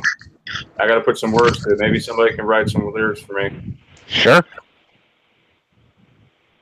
I could try. I could be a shot. Yeah, Harold, I had no idea, man. You got such a good voice there, buddy. Yeah, I can. Sometimes I can sing, and sometimes it's off. Just depends on who I'm singing with. You're a good singer, so. Oh, both of you. Well, you sounded great with that. Yeah, I mean, both of you. It's like, if it lags a little bit, I mean, that's the only thing, but it's fine. Yeah, it was good. That's cool guitar. I say one more upbeat, maybe. I was gonna switch to my phone and like go outside, and we'll see how that does. But it's got to be something like, I don't know, just something upbeat. Well, we're trying to raise music awareness, and that's why I put a lot of songs into my intros and stuff like that to try to bring about awareness of like old music. I'm a big old music person. I love old music. That's one that like has been affected, and yes, that we can bring awareness to. That's also. By the way, if you guys want to order a T-shirt, I've got them up on eBay. So okay, sweet. Help get the word out there to other people about the Mandela effect. Teresa wanted to do Linda Ronstadt, I think. Is that right, Teresa? Yes. What song is that? Best. Do you guys know Linda Ronstadt's songs? It depends. What is the song? Is it depends or depend? Depends. With the S. Okay. Hey, I'll be right back. I'm coming right back. I'm switching over devices. Be right All back. right. You want to help Teresa with some Linda Ronstadt, maybe? Do you know what song? It depends on what the song is. I don't need no help with this song. Oh, okay. You don't need no help. Let's listen.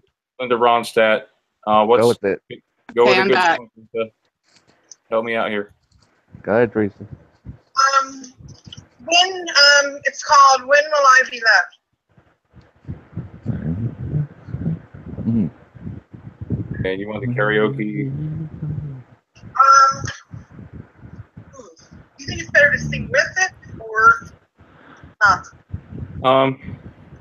Probably if you sing with it. Do you have the lyrics up? Yes. Okay. It starts, I know the song. All right. So. But I still need music. Yeah. Yeah, The only thing I'm worried about is the delay. That's why I was wondering if I should sing it with somebody singing. No, because you might have a delay. I'm wondering. There might be a delay. There might be a slight delay. You know, like if Becky sings it with the lyrics. Behind or ahead? I'm not really sure. I'm not think sure. I know I just this. I just didn't know if we were delayed much. I don't know who was before or after, but we can give it a try with both, with and without, maybe. Try it. Yeah, that's fine. Can you sing along with Becky then, Teresa? Try to match her? Yes. Okay, good. Yes. Yes. All right, ready? You know how it starts out, right? Yeah, so this is the last song we're doing for tonight. So let's Yes. everybody put My your hands favorite together song. for Becky and Teresa. Oh, wow. Okay? Go for it. Go for it, guys. Don't be shy. Let me know when you're ready. 3, wait, and a 1, and a 2, and a 3. All right. Guys, When Will I Be Loved by Linda Ronstadt. oh, God. Been mistreated. And will I be loved? I've been put. I've pushed round.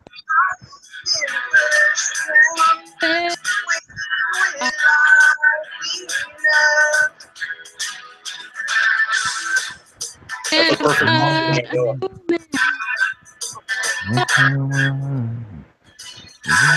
Oh, my heart.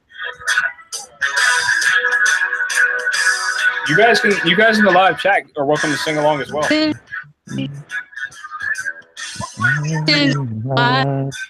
been lied to.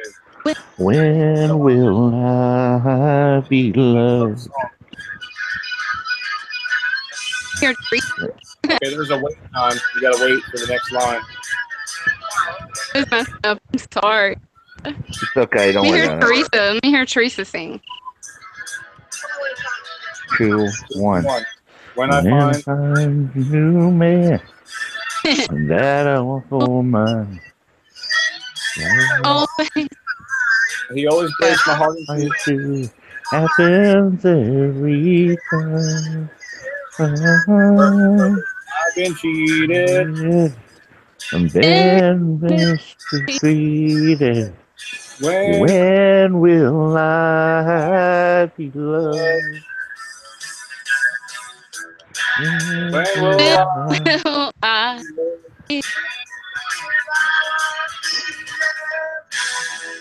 When will I be loved? You guys really got into that one. That was good. Yeah. It's hard to do when you have a delay. You know what I mean? I mean, it was. We'll have to try, like, maybe. Maybe. Like. Brian, maybe I'll record one and then send it to you. And you can play it. What is to kind of change it up and be like, I've been affected. When will I be unaffected? Free. Yeah, Teresa. Number 11 one from Greece, remember? Or all like, the girls, find a new change. all the the girls could sing. We'll change it up. Keep finding a new man that I thought was mine. I know, right? And we keep finding a new M. It happens every time. A lot of interesting discussion, you guys, tonight, and I want to thank all of you for coming on the show and speaking out and trying to get awareness out there. And sure, Brian. Thanks for having us. Yeah, thank you, and we'll do this more. Yeah, and thank Teresa too. Oh yeah.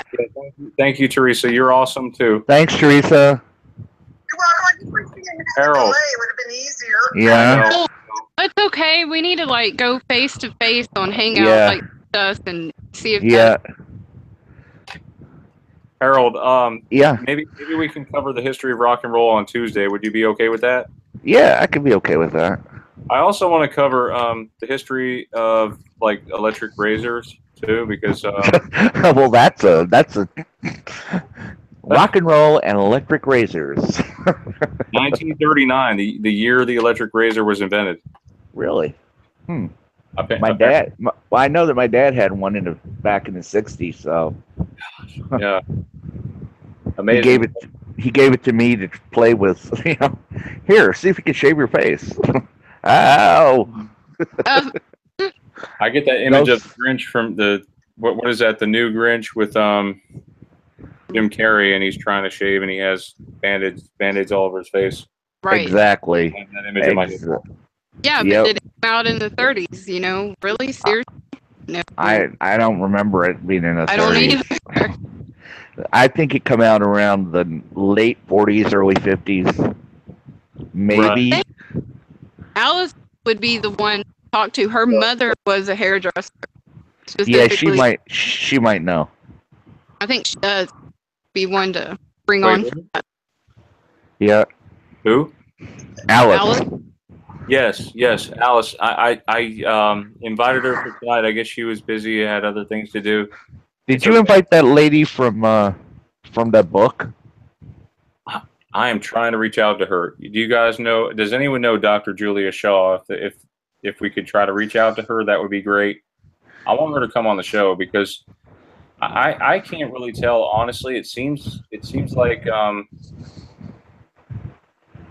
she's researching the other side of the effect, I guess, trying to implant memories into people. You know, by conditioning and other exercises. Yeah. And basically calling our memory fallible. And I know I'm wrong. I'm wrong about a bunch of things. I'll admit it when I'm wrong. Yeah. On some MEs and stuff. But yeah. There's some that are just hands down like that Tutti Frutti one. I'm telling you. No, that was changed. Yeah, but there's some that may get thrown in there as, you know, okay, like you said, that are kind of thrown in there, but they're not. And we'll figure it out and we'll say that. But for the most part, everything that we're discussing with them, it is a change, you know? Oh, yeah. It's changed. There's no doubt about it. I wanted to thank our viewing audience also, you know, because there's a lot of you in there that like coming to the show every week, you know, and it's really great to have all of you back and everything. And I just wanted to thank you for showing your support, okay? And also for getting word out there about the effect. So thanks, guys. And have a great Mandela Effect night. God bless. God bless. Good night, guys. Night. I hate time delay.